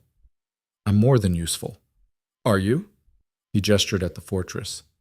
"You ran away from this place, fled into the wilderness like a scared child. What kind of Luna does that? What kind of mother?" The words cut deeper than any blade. "The kind who refuses to accept less than she deserves," Kyle snarled. "The kind strong enough to survive alone. The kind this pack is lucky to have." Pretty speech, but legally, she's mine to retrieve. Her father's eyes hardened. "You have until sundown to release her. After that, we consider it a treaty violation and act accordingly." He turned his horse and rode back to his lines. Alara stood frozen on the battlement, mind racing. "He's bluffing," Mira said. "He has to be. Starting a war over this—" "He's not bluffing." Alara's voice was hollow. "He never bluffs. If he says he'll restart the war, he will. He'll find an excuse, claim I was coerced, paint himself as a father protecting his daughter." She laughed bitterly. "And everyone will believe him, because I ran, because I gave him the ammunition." "We'll fight," Kael said immediately. "And how many people die?" Alara turned to face him. How many families lose sons and daughters because I wanted to stay, because I couldn't just accept that I'm not meant for this? Don't. Kyle grabbed her shoulders. Don't do this. Don't give up. I'm not giving up. I'm being realistic. Tears burned her eyes. He's right, KL. Legally, politically, strategically, he's right. The marriage contract had an end date. I just never thought about it. Contracts can be renegotiated. Not in 4 hours, they can't. Silence fell, heavy and suffocating. There has to be a way, Mira said desperately. Some loophole, There is one. Alara's voice was quiet. Certain. They both looked at her. I challenge him. What? Kale looked confused. It's old law, Southern Highland tradition. If a daughter believes her father is acting against her interests, she can challenge his authority over her, single combat. The winner decides her fate. That's insane, Mira breathed. You're pregnant. You can't fight. I can and I will. Alara's hands were steady, despite the fear coursing through her. It's the only way to end this without war. Either I win and he has to acknowledge my choice, or I lose and, well, losing won't matter anymore. No. Kale's voice was flat, absolute. Absolutely not. I won't let you risk yourself and our child for... It's not your choice. Alara met his eyes. This is my decision. My father. My battle. Alara, do you trust me? The question hung between them. Kale stared at her, anguish written across his face. With everything. Then trust me now. Trust that I know what I'm doing, that I'm strong enough for this. You are strong enough. That's not the question. The question is whether I can stand by and watch you risk everything. You can. You will. She gripped his hands. Because this is the only way, and because I need you to believe I can do this. Mira looked between them. This is a terrible plan. You have a better one? No. Which is why I hate it. Mira's jaw set. But if you're doing this, you're doing it right. You need armor, a weapon, training. We have 4 hours. Then we better move fast. The next 3 hours were a blur. Mira drilled her relentlessly in the training yard, teaching her how to use her smaller size as advantage, how to target weak points, how to survive rather than win outright. Your father is bigger, stronger, more experienced, Mira said bluntly. But he's also older, slower, overconfident. Use that. How? Make him chase you. Tire him out. Wait for him to make a mistake, then strike hard and don't stop until he yields. And if he doesn't yield? Mira's expression was grim. Then you make sure you're the one still standing. Alara trained until her muscles screamed, until she could barely lift the sword Mira had given her. Then she trained more. Kale watched from the sidelines, his face a mask of controlled terror. When the sun began its descent toward the horizon, Alara cleaned up, dressed in leather armor that accommodated her barely showing pregnancy, and walked to the gates. The pack had gathered. Word had spread of the challenge. Hundreds of faces lined the battlements, the courtyard, watching to see if their Luna was brave or foolish. Alara suspected it was both. Her father waited in the open ground before the gates, already armored, sword in hand. He looked amused. Last chance, daughter. Yield now and save yourself the humiliation. Last chance, father. Release your claim and acknowledge my choice. Not happening. Then we fight. A circle had been cleared. Ancient protocol dictated neutral ground, equal weapons, combat until yield or death. Alara stepped into the circle. Her father smiled. Try not to embarrass yourself too badly. The horn sounded. Her father attacked immediately. No preamble, no testing. A massive overhead strike meant to overwhelm through sheer force. Alara rolled aside, feeling the sword whistle past where her head had been. Too close. She came up moving, circling, keeping distance. Her father pursued, striking again and again, each blow powerful enough to shatter bones. The crowd was silent, watching. Alara dodged, blocked when she had to, never staying still. Mira's training echoed in her head. Tire him out, wait for the mistake. But her father wasn't tiring. If anything, he was getting faster, angrier. Stand still and fight, he roared. Why? So you can kill me quicker? His next strike came low, unexpected. Alara barely got her blade down in time, the impact jarring her entire arm. She stumbled. Her father's boot caught her in the ribs, sent her sprawling. Pain exploded through her side. She gasped, rolled away from his follow-up strike. Get up! Get up! She made it to her feet barely. Her father was grinning now. Had enough? Not even close. They circled again. Alara's ribs screamed, her arms trembled, but she refused to yield. Her father feinted left, struck right. Alara read it, countered, her blade drawing blood from his arm. First blood. The crowd murmured. Her father's expression darkened. Lucky. Skill. He attacked in earnest then. A flurry of strikes that drove her backward, each one harder than the last. Alara blocked desperately, feeling her strength failing. This wasn't working. She couldn't outlast him, couldn't overpower him. She needed to change tactics. Her father swung high. Instead of dodging, Alara ducked under the blow and drove forward, inside his guard, her smaller size suddenly an advantage in close quarters. Her fist caught his throat. Not hard enough to kill, but enough to make him choke. He staggered back, gasping. Alara didn't give him time to recover. She kicked his knee, the one she knew had been injured years ago in battle, never quite healed right. He went down on one leg. Her sword came to rest at his throat. The crowd held its breath. Yield, Alara said quietly. Her father looked up at her, eyes blazing with fury, and something else. Respect, maybe, or hatred. Hard to tell. You would kill your own father? If I have to protect my child, my choice, my future. Her blade didn't waver. Yield, father. It's over. For a long moment he just stared. Then, I yield. The crowd erupted. Alara stepped back, lowering her sword, her entire body shaking with exhaustion and adrenaline and disbelief. She'd won. She'd actually won. Her father climbed to his feet slowly, rubbing his throat. You've changed. I had to. Well, the girl I sent to Blackpine would have never challenged me. That girl didn't exist. You just chose not to see who I really was. Alara met his eyes. I'm not your pawn anymore. Not anyone's. Her father studied her for a long moment. Then, surprisingly, he smiled. A real smile, not the cruel mockery from before. Good. A real leader shouldn't be anyone's pawn. He turned to his men. We're leaving. The Luna has made her choice clear. As they mounted and rode away, Alara stood alone in the circle, sword still in her hand, barely able to process what had just happened. Then Kael was there, pulling her into his arms, his whole body shaking. Don't ever do that again, he whispered into her hair. Don't ever. I thought, I'm okay. You're insane. Maybe. She pulled back to look at him. But I'm also staying. Not because I have to, because I choose to. Your week isn't up. I don't need the rest of it. Alara smiled through exhausted tears. You've proven yourself, and I've proven I can fight for what I want. That's enough.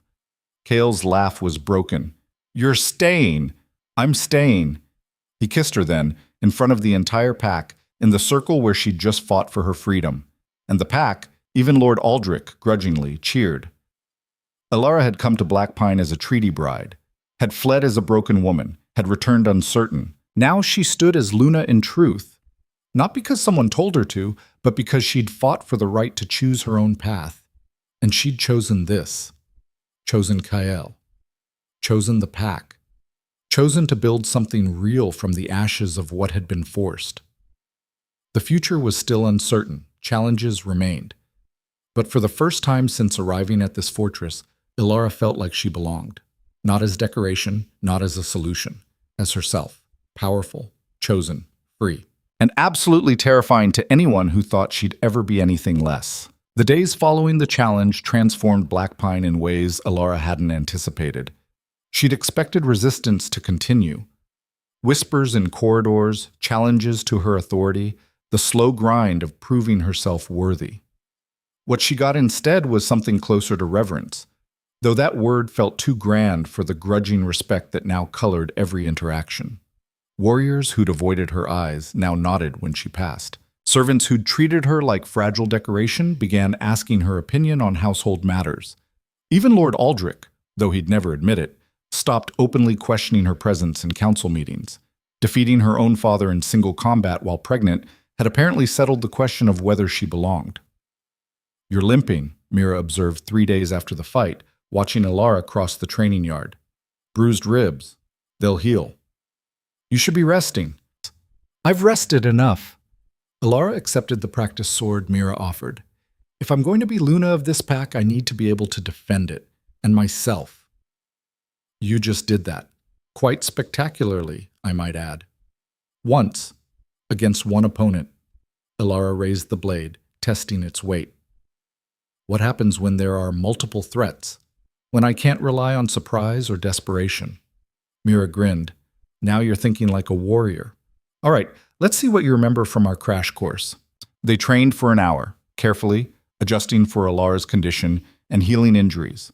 Mira taught her defensive stances, how to use terrain and obstacles, how to turn an attacker's momentum against them.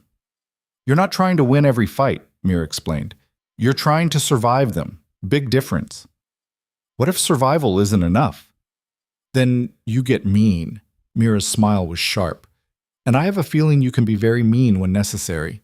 Kale found them there as the sun reached its peak, watching from the sidelines with an expression Elara was learning to read, pride mixed with terror, love tangled with fear of loss.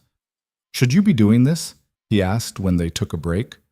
Probably not, but I'm doing it anyway.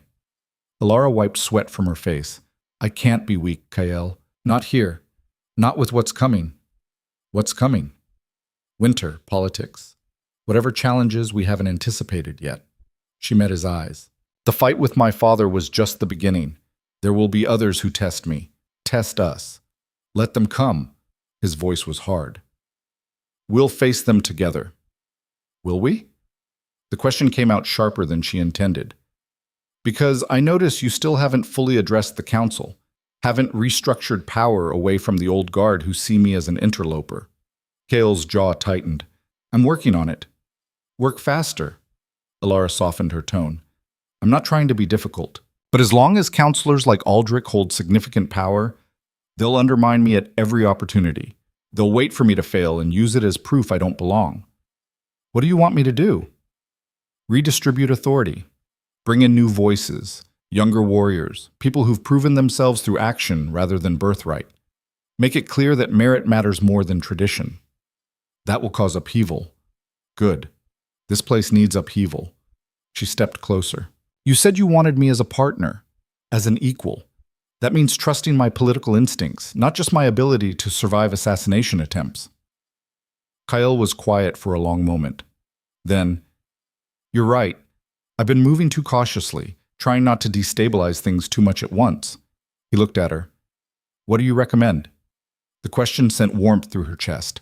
He was actually asking, actually listening. Start with Lady Sarah. Promote her to senior counsel. She's smart, pragmatic, and the younger generation respects her.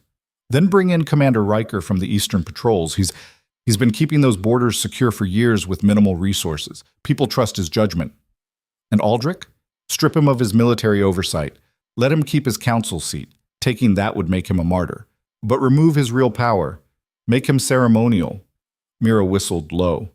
That's bold. That's necessary, Elara corrected. As long as Aldrich controls military appointments, he can position his allies and block ours. We need that authority in hands we trust. We. Kale's smile was slight but genuine. I like how that sounds. Get used to it. Elara picked up her practice sword again. Now either help me train or stop distracting me. I could do both. Arrogant man. You married me. Barely. We're still figuring out if that was a good decision. But she was smiling, and so was he. And for a moment, the weight of everything, the pack, the politics, the future, felt manageable. The council meeting that afternoon was electric with tension. Kael had called an emergency session, which meant something significant was happening. The counselors filed in with varying degrees of curiosity and concern, taking their seats around the massive table. Elara sat in the Luna's chair, not beside Kael anymore, but at his right hand, a position of clear authority. Lord Aldrich noticed immediately. His eyes narrowed, but he said nothing. Thank you all for coming on short notice, Kael began. I've called this meeting to address some structural changes to the council and pack leadership. Several counselors exchanged glances. As you know, the Luna has proven herself repeatedly, in survival, in combat, in political acumen. It's time we formalized her authority. Kael pulled out a scroll. Effective immediately, Lady Alara will have full voting rights in all council decisions. Her vote carries equal weight to mine. That's unprecedented, Lord Aldrich said immediately.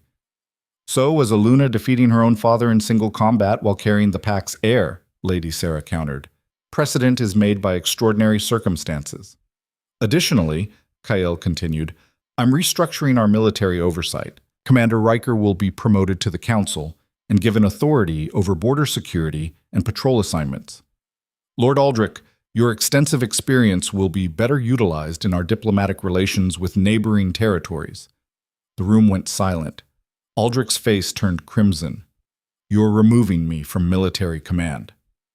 I'm reassigning you to where your skills are most valuable, Kael said evenly. Your knowledge of treaty law and territorial politics is unmatched. It makes sense to put you in a position where that expertise matters. This is because of her. Aldrich's finger jabbed toward Alara.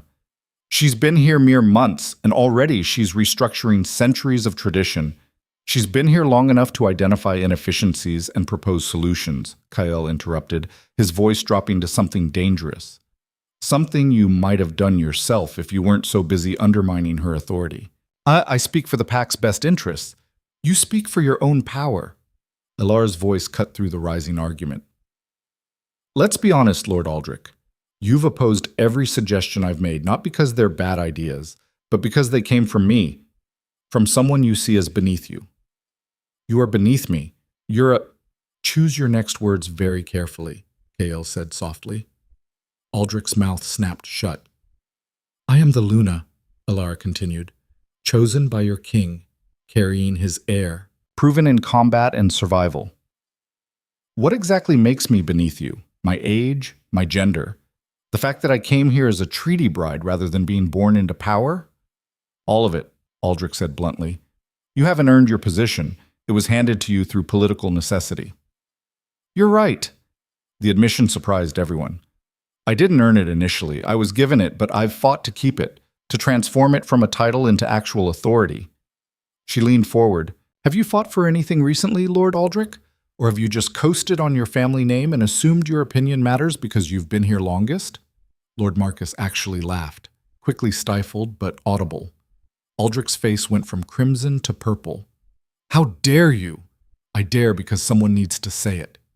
Alara didn't back down. This pack is changing. The war is over. We need leaders who understand how to build, not just defend.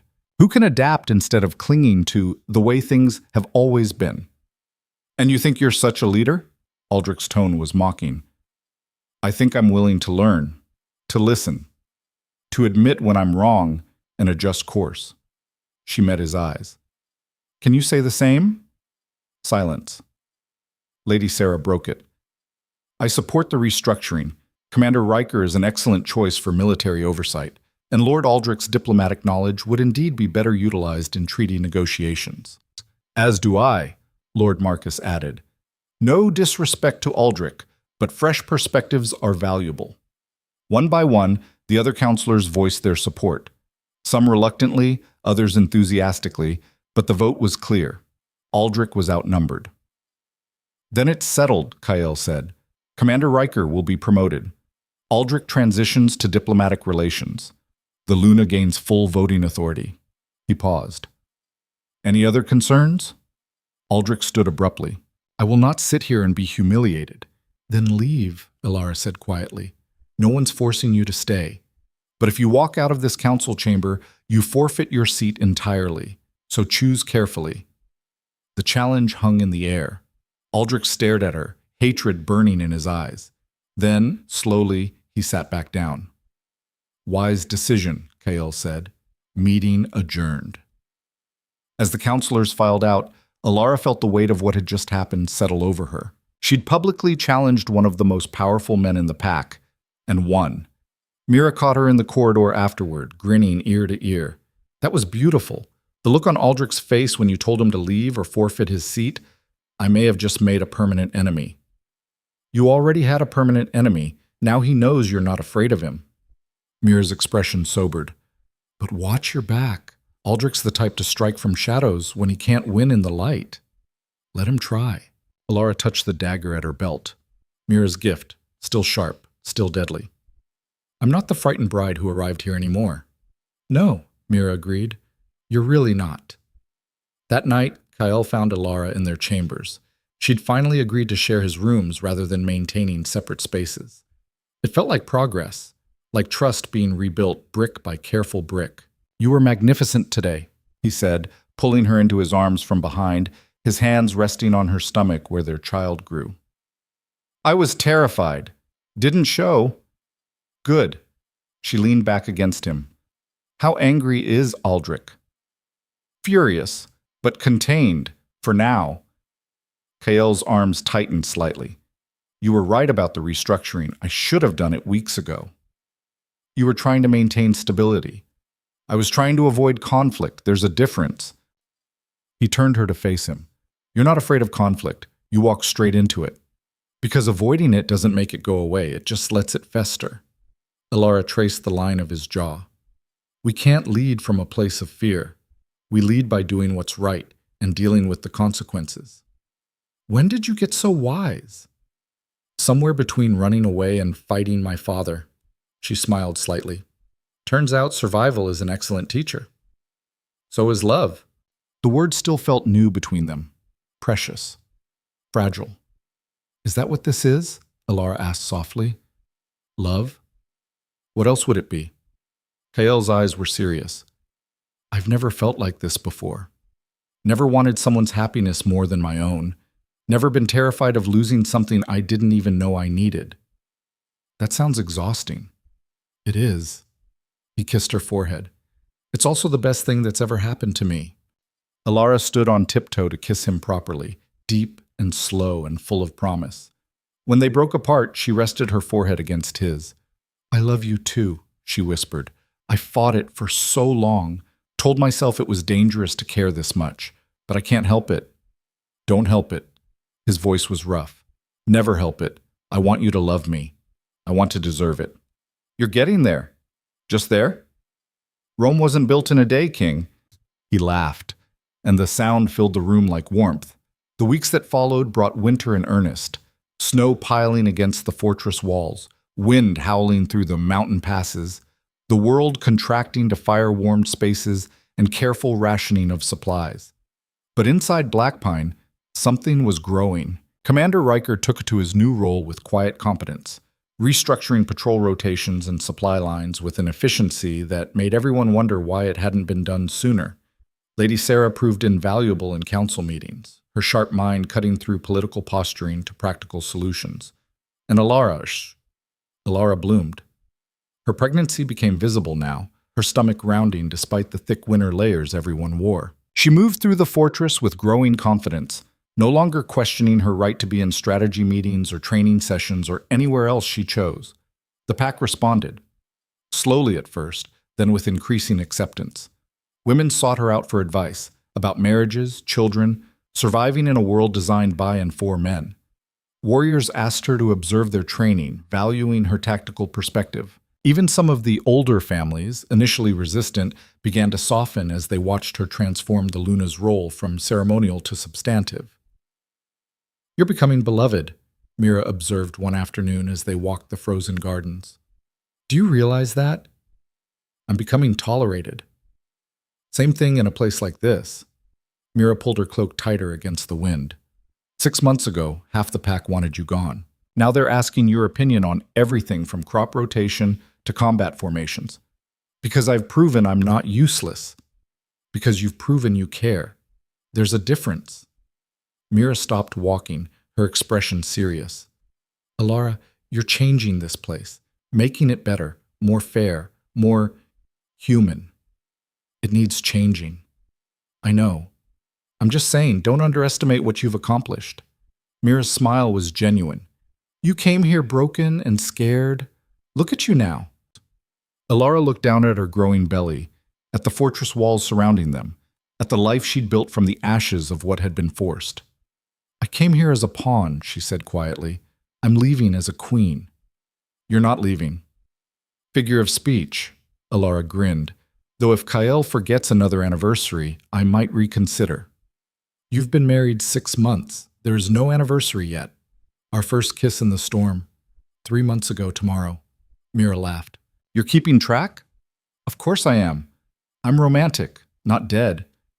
They continued walking, breath misting in the cold air, and Alara felt something settle in her chest. Contentment, maybe. Or belonging. The bone-deep certainty that she was exactly where she was meant to be. The attack came at midnight. Alara woke to bells clanging, the alarm signal. Enemy at the gates. She was on her feet before full consciousness, grabbing weapons, throwing on clothes. Kael was already gone, his side of the bed cold. She made it to the battlements in time to see the threat. Not an army. Worse. Rogues. Hundreds of them. More than should be possible to gather without someone noticing. They surrounded the fortress in a loose ring, too many to count in the darkness and snow. And at their head, barely visible in the torchlight, was a figure she recognized. The scarred rogue leader from the village. The one who'd nearly killed her before Kael's intervention. The one who'd escaped with a handful of survivors. He'd returned, with an army. How did they get this organized? Mira appeared beside her, fully armed. Rogues don't cooperate like this. They're too fractured, too territorial. Someone's leading them. Alara's eyes scanned the crowd below, looking for the answer. Someone with enough authority or fear to unite them. But who would? Movement in the rogue ranks, a figure stepping forward, flanked by guards. Alara's blood turned to ice. Counselor Thorn, exiled, supposedly broken, but standing there with an army of rogues, very much in control. He's been planning this, she breathed, since before the exile. Maybe since I first arrived. Kael appeared on the battlements, his face grim. Thorn. You see it too. Hard to miss. Kael's hands gripped the stone wall. He must have been cultivating rogue contacts for years. Promised them something. Wealth, territory, revenge. Or just a chance to destroy you, Alara said. He wants Blackpine. Wants to prove you were weak for exiling him, for choosing me. Below, Thorn's voice carried on the wind, amplified somehow. Alpha King Kael, I offer you one chance to surrender.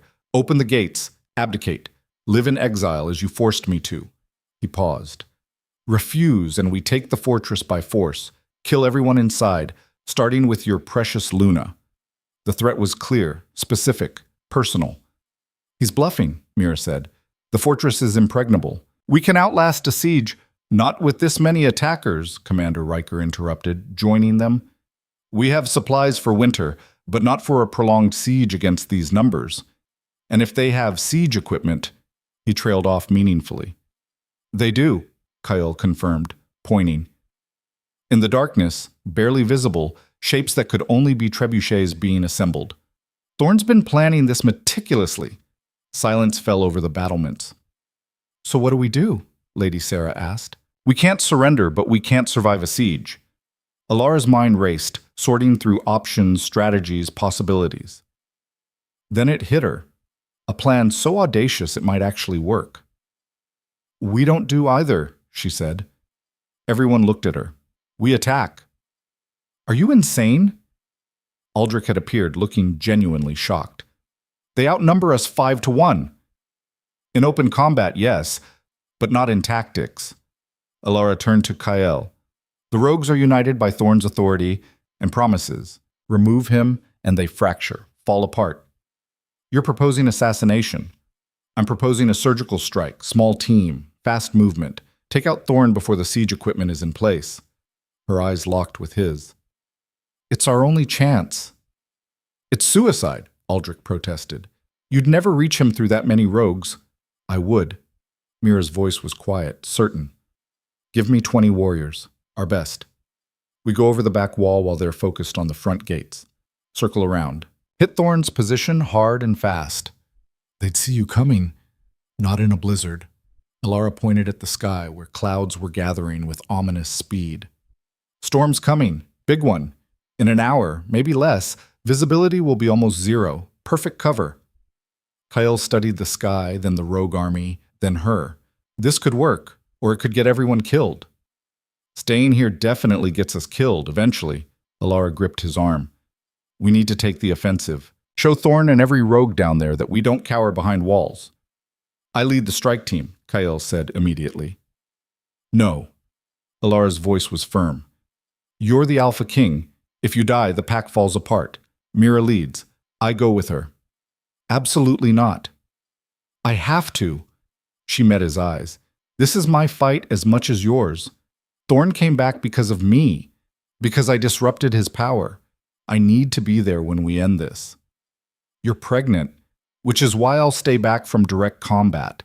But I need to be there, to show the pack, to show everyone, that I don't hide when things get dangerous. The argument raged for precious minutes. Finally, Kyle closed his eyes. If anything happens to you, it won't. She kissed him fiercely. Trust me. Trust us. I do. That's what terrifies me. The storm hit 40 minutes later, just as Alara had predicted. 23 warriors assembled at the back wall, the fortress's least accessible point, sheer cliff face dropping away to rocks and forest below. Normally impassable, but Mira had ropes and determination. We go down fast, she briefed them. Move through the forest in pairs, regroup at the marker stone a quarter-mile out. From there, we circle east and approach Thorn's position from behind. What about guards? Someone asked. Kill them quietly. No alarms. Mira's eyes were hard. We get one shot at this. Thorn dies or we do. Everyone clear? Nods all around.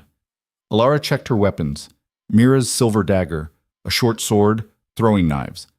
Probably more than she could effectively use while pregnant, but having options felt better than being helpless. Stay close to me, Mira ordered. You're here to witness and support, not to fight. Understood. They went over the wall as the blizzard reached full force. Snow whipped sideways, wind screaming, visibility reduced to mere feet. Perfect chaos. The descent was terrifying, dangling from ropes in howling wind, pregnant belly making balance nearly impossible. But Alara made it down, boots finding purchase on ice-slicked rocks. The forest swallowed them immediately.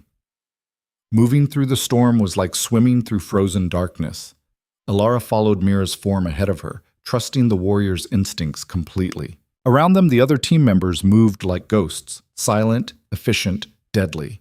They regrouped at the marker stone. All 23 accounted for.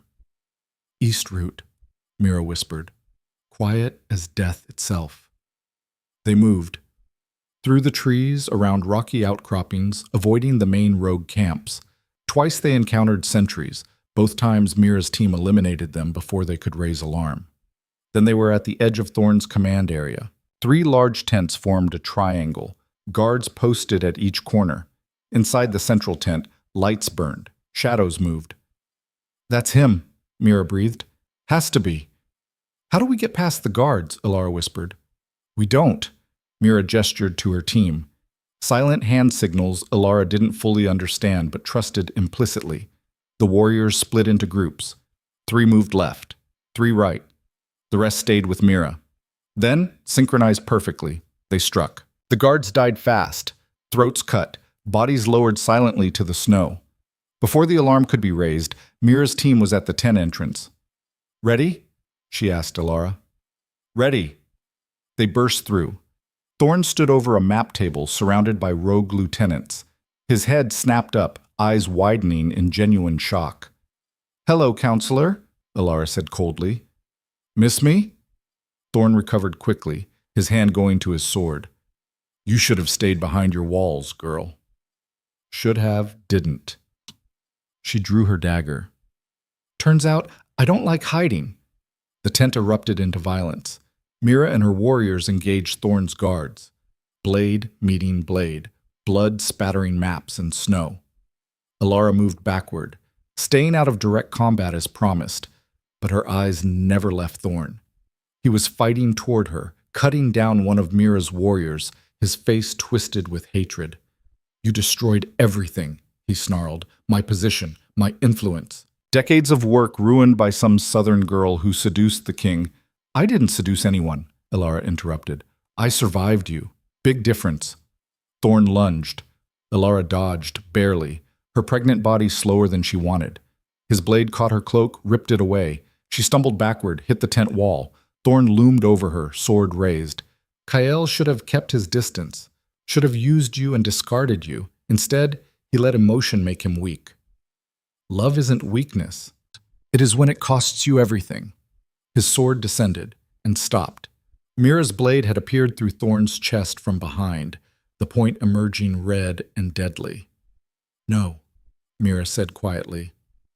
Underestimating a Luna who survived the wilderness, fought her own father, and led a strike team through a blizzard, that's what cost you everything. Thorn looked down at the blade in his chest, then at Alara. You've changed this place, he whispered. Blood bubbled at his lips. Changed him, made them soft. No. Alara stood, meeting his dying eyes. I made them human. There's a difference. Thorn fell. Outside, horns were blaring. The rogues had discovered the attack, but without their leader, without Thorn's authority binding them, chaos erupted. Move, Mira shouted. Back to the fortress, now! They ran through the storm, Thorn's head wrapped in cloth as proof, pursued by scattered rogues too disorganized to mount effective pursuit. By the time they reached the fortress walls, the rogue army was already fracturing. Groups peeling away, old territorial disputes re-emerging, the fragile coalition Thorn had built collapsing without him. Kyle met them at the gates, pulling Alara into his arms with enough force to steal her breath. Don't ever... He couldn't finish, just held her. We did it, she whispered. Thorn's dead. The rogues are scattering. I know, I watched. He pulled back to look at her. You're magnificent, terrifying, and I'm never letting you do anything that dangerous again. That's not your choice. I know that too. He kissed her, desperate and fierce. But I reserve the right to be terrified every time. Fair enough. As dawn broke over Blackpine, the rogue army was gone, fled back into the wilderness, scattered to the winds. Thorn's body was displayed on the walls as warning to any who thought to challenge the pack. And inside the fortress, gathered in the Great Hall, the pack celebrated. Not just the victory, the transformation. Their Luna had led a strike team through a blizzard, had stared down the man who'd tried to destroy them, had proven beyond any doubt that she belonged. Lord Aldrich approached her during the feast, his expression complex. Lady Alara. Lord Aldrich. I owe you an apology. The words clearly cost him. I judged you based on how you arrived, not on who you are. That was unfair. Alara studied him. Yes, it was. I still don't agree with all your methods, your changes. I didn't expect you to, but I respect them. Respect you. He inclined his head. You've earned your place here. I won't challenge that again. It wasn't friendship, but it was acknowledgement. Thank you, Alara said quietly. That means more than you know. As Aldrich walked away, Kael appeared at her side. Did that just happen? He asked. I think it did. You're changing hearts and minds. One stubborn counselor at a time. She leaned against him, suddenly exhausted. How much longer do we have to stay at this feast? It's your victory celebration. You can leave whenever you want. Then let's leave. I'm tired. My feet hurt. And our child is apparently doing acrobatics. Kael's hand moved to her stomach immediately. Is everything okay? Everything's perfect. She smiled up at him. Just ready to rest. With you. They slipped away from the celebration, leaving the pack to their joy, and retreated to their chambers. Later, lying in bed with Kael's arms around her and their child moving between them, Alara felt peace settle over her like a blanket. She'd come to Blackpine as a sacrifice, a treaty bride with no power and less hope. Now she was Luna in truth, beloved, respected, free. And the future, their future, stretched ahead filled with possibility. I love you, Kael whispered in the darkness. I love you too, she whispered back, and meant it with every fiber of her being. Winter deepened, but inside Blackpine's walls, something warmer than fire was taking root. Alara's pregnancy progressed with each passing week, her body transforming in ways both beautiful and terrifying. By the 5th month, she could no longer hide the swell of her belly, could no longer pretend the constant movement inside her was anything but a living, growing person preparing to enter the world. But She's active today, Cale observed one morning. His hand splayed across Alara's stomach as they lay in bed watching dawn creep through the windows. She? Alara smiled. You're so certain it's a girl. I am. Call it instinct. His thumb traced circles on her skin. A daughter who will be as fierce as her mother, as stubborn, as impossible to defeat. You make those sound like compliments. They are. He kissed her shoulder. This world needs more women who refuse to break. Alara turned to face him, their child pressed between them like a promise. Are you ready for this? For everything that changes when she arrives? No. Are you? Not even close, she laughed softly. But I don't think anyone's ever truly ready to become a parent. Probably not. Cale's expression grew serious. But I promise you this, our daughter will never question whether she's loved, whether she matters, whether she has the right to choose her own path. Even if that path leads away from Blackpine? Especially then. His voice was firm. I won't make the mistakes my father made. Won't treat her like a weapon to be sharpened or a tool to be used. Good, Alara kissed him. Because I'd have to fight you if you did. I know. It's one of the many reasons I love you. They lay together as morning light filled the room, peaceful in a way that once seemed impossible. The fortress around them had transformed too, no longer a cold stone prison, but a home being reshaped by hope and hard-won change. The council meeting that afternoon brought unexpected news. Delegates from the Southern Highlands are requesting an audience, Commander Riker reported, led by Lord Garrett Voss himself. Alara's breath caught. Her father. Here. Did they state their purpose? Kyle asked, his hand finding hers under the table. Diplomatic relations, treaty renewal, and... Riker paused. To meet with the Luna. Personally. All eyes turned to Alara. He wants to see if I'm still alive, she said quietly. To assess whether I'm happy or being held against my will. Are you? Lord Aldrich asked, then quickly added, happy, I mean, not held. Alara almost smiled at his awkward attempt at concern. I am, both actually, held by choice, happy by hard work and stubbornness. Then we receive them, Kyle decided. Show them exactly who the Luna of Blackpine has become.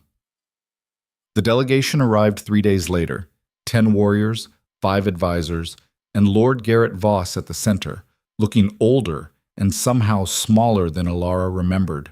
She met them in the Great Hall, standing beside Kyle in full Luna regalia, crown of winter silver, gown that accommodated her pregnancy while still commanding respect, Mira's dagger visible at her belt.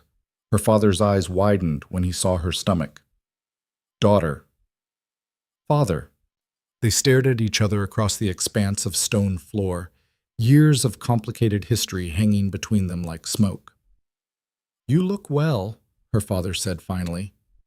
I am well. Pregnancy suits you? Autonomy suits me. She descended the dais steps, refusing to let him have the high ground. Why are you here? To ensure you're safe, to negotiate new trade agreements. He paused. To apologize. That surprised her. For what? For sending you here like cargo, for treating you as currency rather than a person. Her father's voice was rougher than usual. For not seeing your strength until you beat it into me. I didn't beat it into you, I just defended my right to choose. Same thing. A slight smile crossed his weathered face. You've changed, Alara. Become someone I don't quite recognize. Good. The person you knew was a mask I wore to survive your household. She gestured around the great hall. This is who I actually am. Her father studied the room, the council members watching with varying degrees of interest, the warriors standing at attention, Kyle silent but supportive at her side. You've made a place for yourself here. I've made this place mine. The distinction was important. There's a difference. I see that. Her father's gaze returned to her. The delegates and I are prepared to offer substantial concessions in the new trade agreement. Resources, territory access, preferential rates. In exchange for what? Nothing. Consider it a dowry I should have provided initially, an investment in my grandchild's future. Alara blinked, genuinely surprised. You're offering resources with no strings attached? I'm acknowledging that you were right and I was wrong. About everything. Her father's voice dropped. You deserve better than I gave you. This is my attempt to make amends. It wasn't forgiveness, wasn't reconciliation of the warm, familial type, but it was acknowledgement, respect. I'll review the proposals with the council, Alara said carefully. If they're fair, we'll accept. They're more than fair. Her father glanced at Kael. You've chosen well, daughter, a king who lets his Luna actually lead rather than simply decorating his side. She doesn't need my permission to lead, Kael said mildly. She simply does it. As it should be. Her father inclined his head. May I speak with you privately, Alara? Just for a moment? She looked at Kael, who nodded slightly. I'll be right outside. They walked to a private alcove off the great hall, guards visible but out of earshot. You're happy, her father said. It wasn't a question. I am. Truly? Or are you just making the best of an impossible situation? Alara considered the question seriously. Both. Initially this was impossible, but I fought to make it possible, to transform it from a cage into a foundation. She met his eyes. I'm happy because I chose to be. Because I refused to accept less than I deserved. You always had that strength. I just didn't want to see it. Why not? Because seeing it would have meant acknowledging my own failures, my own cruelty in how I raised you. Her father's hands clenched. I treated you like a political asset because that's how my father treated me, how his father treated him. Breaking that cycle required admitting it was broken. And now? Now I see a woman who broke it herself, who fought her way to freedom and chose love anyway. He smiled sadly. You didn't need me to change. You changed despite me. I had help. Alara thought of Mira, of Kael, of Lady Sarah, and the others who'd supported her. No one transforms alone. No, they don't. Her father pulled something from his coat, a small wooden box worn with age. This was your mother's. I want you to have it. Alara opened the box. Inside, a ring, simple silver band with a small sapphire. She wore it every day, her father said quietly. Told me it reminded her that beauty doesn't require extravagance, that strength can be quiet. I barely remember her. She would have been proud of you, of who you've become. His voice cracked slightly. I'm proud of you, even if I have no right to be. Alara closed the box, emotions churning. Thank you. For the ring. For coming. For trying. It's the least I owe you. Her father straightened. I should return to my delegation. We'll finalize the trade agreements tomorrow. Father? He turned. I forgive you, not for your sake, for mine, because holding on to anger only hurts me. She paused. But forgiveness doesn't mean forgetting. It means choosing not to let the past define my future.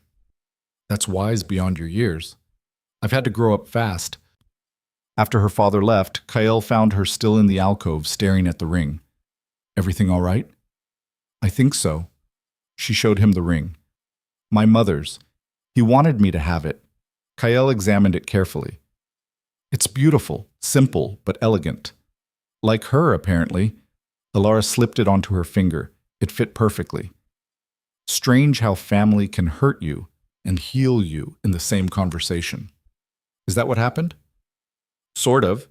He acknowledged what he did wrong, offered amend. It doesn't erase the past, but it closes something, makes it possible to move forward. Good. Kael pulled her close, careful of her belly.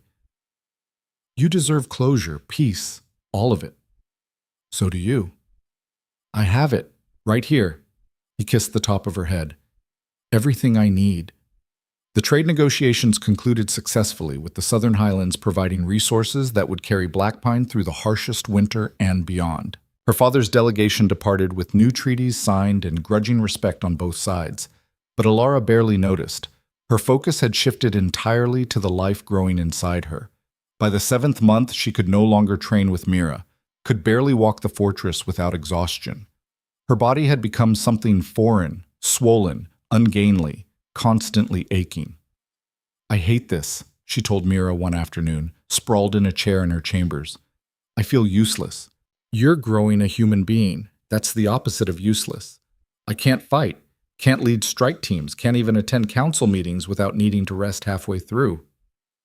So you rest. Let others handle things for a while. Mira's tone was gentle. Elara, you've spent months proving you're strong. You don't have to prove it every single day. Don't I? The moment I show weakness, someone like Aldrich will use it against me. Aldrich respects you now. They all do. You've earned that. Mira sat beside her. Pregnancy isn't weakness, it's transformation. You're literally creating the future. That's power. Elara wanted to argue, but exhaustion won. I just want to meet her, to know she's safe, to stop being afraid something will go wrong. Fear is normal. Being terrified means you love her already. I do. Elara's hand moved to her stomach. So much it scares me. Good parents are always scared. It means you understand the stakes. The labor came 3 weeks early, on a night when winter showed its cruelest face. Elara woke to pain lancing through her back, so intense she couldn't breathe. She tried to call for Kael, but he was already there, already moving. It's time, he said, voice steady despite the terror in his eyes. I'm getting the midwife. The next hours blurred into an endless cycle of pain and pressure and fear. The midwife, a stern woman named Helena, barked orders that Elara barely heard over her own screaming. Kael stayed beside her, letting her grip his hand hard enough to break bones, murmuring encouragement she couldn't process through the agony. You can do this, he kept saying. You're the strongest person I know. You can do this. I can't. You can. You've survived everything else. You can survive this. Mira appeared at some point, her face pale but determined. What do you need? Her to not die, Kael said bluntly. She won't. She's too stubborn. Mira moved to Elara's other side. Listen to me. You've fought rogues, defeated your father, led strike teams. This is just one more battle, and you're going to win. It hurts. I know, but pain means progress, means she's coming, your daughter, your future. The word daughter cut through the fog. Elara focused on it, channeled every ounce of strength toward that single goal, meeting the child she'd carried through wilderness and war, through transformation and triumph. She pushed and pushed and pushed until her body felt like it was tearing apart. Then, a cry. Small, furious, alive. She's here, Helena announced, lifting a tiny blood-covered creature. A daughter, healthy and strong. Elara collapsed back against the pillows, tears streaming down her face as Helena cleaned the baby and wrapped her in soft cloth. Then the midwife placed her in Elara's arms. She was perfect, impossibly small, with a shock of dark hair and eyes that hadn't yet settled on a color. Her tiny fists waved in the air, protesting the cold world she'd been thrust into. Hello, Elara whispered. Hello, little one. I'm your mother. The baby's cries quieted slightly, as if recognizing the voice she'd been hearing for months. Kael leaned over them both, his face wet with tears he wasn't bothering to hide. She's beautiful. She's ours. Yes. His hand touched their daughter's head, so gentle it barely made contact. Yes, she is. They named her Lyra Voss Draven, honoring both bloodlines, both histories, both futures merging into one. The pack celebrated for 3 days straight when Lyra's birth was announced. Gifts poured in from every family, every territory, every corner of the kingdom. Even Lord Aldrich sent a beautifully crafted cradle with a note that simply read, "For the future." But the real transformation came quietly, in the weeks that followed. Elara watched Kael with their daughter, saw him sing to her in the middle of the night, change her diapers without complaint, spend hours simply holding her while she slept, saw the fierce, untouchable Alpha King become soft in ways she'd never imagined. You're good at this, she told him one night, watching him rock Lyra. I'm terrified every second. That's what makes you good at it, the caring enough to be afraid. Kael looked up, Lyra cradled against his chest. I want her to have everything we didn't, freedom to choose, safety to grow, love that never questions whether she's enough. She will. We'll make sure of it. How do we do that? How do we give her a better world? Elara considered the question, the same one she'd been asking herself since Lyra's birth. We change this one. Keep changing it. until freedom and choice and love aren't luxuries, but foundations. That's a tall order. We've done harder things. He smiled. Fair point. As winter gradually released its grip and early spring began to whisper through the mountain passes, Elara realized something fundamental had shifted. She no longer questioned her place at Black Pine, no longer felt like an outsider fighting for acceptance. The fortress was home. The pack was family. And the future she'd once thought impossible stretched ahead, filled with purpose. The first council meeting after Lyra's birth brought this into sharp focus. Elara attended with her daughter sleeping in a sling against her chest, scandalous by traditional standards, bringing an infant into council chambers. But no one objected. "The spring planting reports," Lady Sarah began, then stopped. "Is the Luna comfortable? We can postpone if needed." "I'm fine. Continue." They did, discussing crop rotations and border patrols and trade negotiations. And through it all, Lyra slept peacefully, her small weight against Elara's heart, a reminder of everything worth protecting. When the meeting ended, Lord Aldrich approached, something he'd started doing more frequently. His hostility transformed into grudging alliance. "She's beautiful," he said, looking at Lyra. "Thank you. My granddaughter was born around the same size. Seemed impossible that something so small could survive." He paused. "Now she's commanding her own patrol unit, fierce as they come." "Like her grandmother?" "Like her mother, actually. Stubborn. Refuses to accept limitations." Aldrich's smile was slight but genuine. "Reminds me of someone."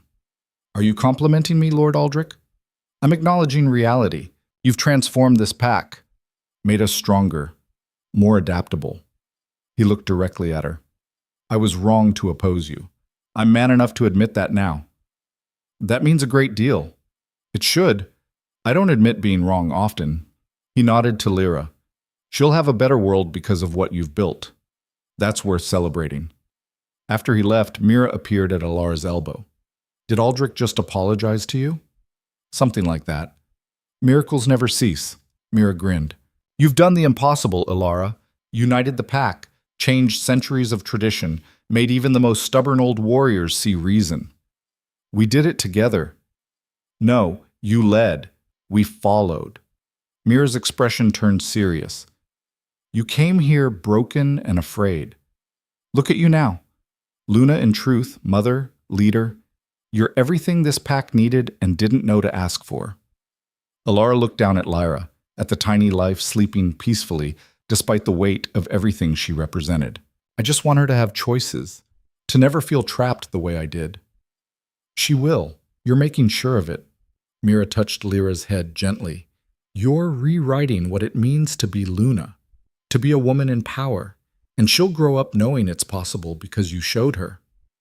That night, after Lyra was fed and sleeping in her cradle, Elara stood at the window of her chambers, looking out over Black Pine. The fortress had transformed since she'd first arrived. New construction blending with old stone, gardens being planned for the coming summer, a sense of life and growth replacing the cold military efficiency that had once defined everything. Kyle joined her, wrapping his arms around her from behind. "What are you thinking about?" "How far we've come. How much has changed." "For the better?" "Definitely for the better." She turned in his arms. "Do you remember what you said to me the night everything changed? In the storm?" "I said a lot of things." "You said you wanted this to be real. Wanted me to be real." She smiled. "We did it. We made it real." "We did." His eyes were soft. "And I'd do it all again. Every mistake, every moment of fear, every impossible challenge, because it led here. To you, to Lyra, to this. Even the part where I ran away, especially that part, because you came back. You chose this, chose us." He cupped her face. "That means everything." They stood together in the quiet, their daughter sleeping nearby. The fortress settled around them like a promise kept. Elara thought about the girl who'd arrived here, scared, powerless, treated like a political solution rather than a person. That girl was gone, transformed by fire and choice into someone stronger, someone free. "I love you," she whispered. "I love you too," Kael whispered back. "Always. No matter what comes. What do you think comes next?" "Everything. Anything. Whatever we build together." He was right.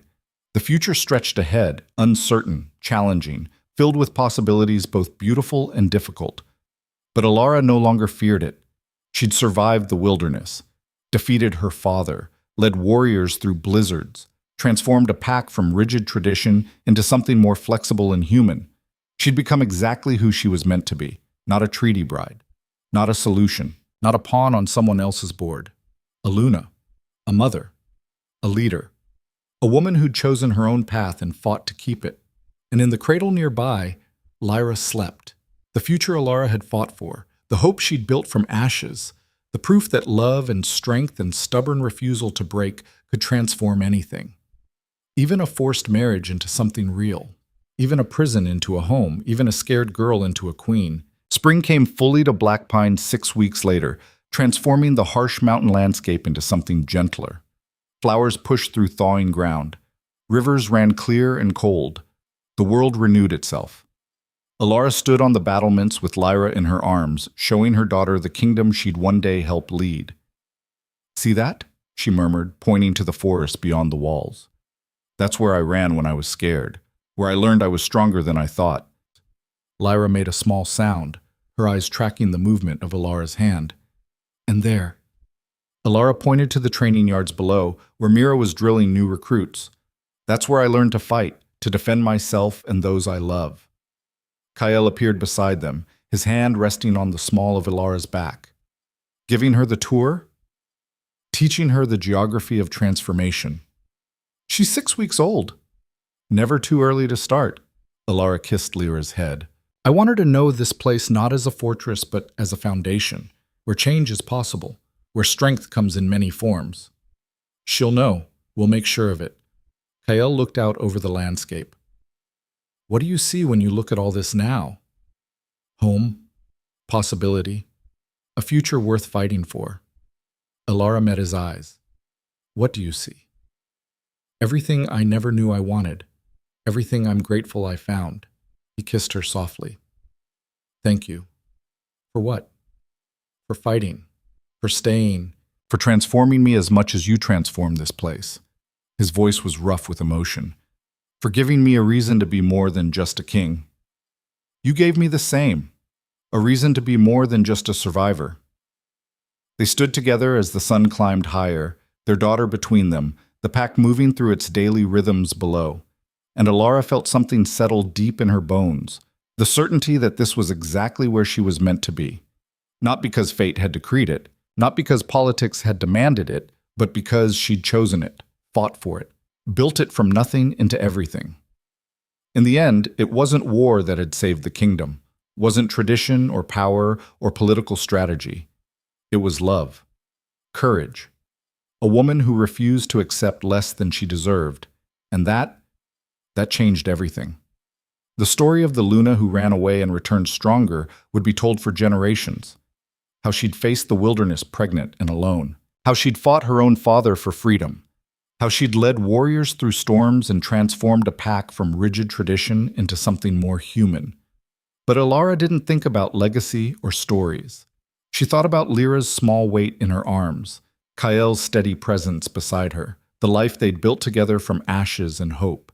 She thought about the future, not as something to fear, but as something to shape. And she smiled, because the frightened treaty bride was gone. In her place stood a queen, not crowned by others, but by her own choices, her own strength, her own refusal to break. And that made all the difference.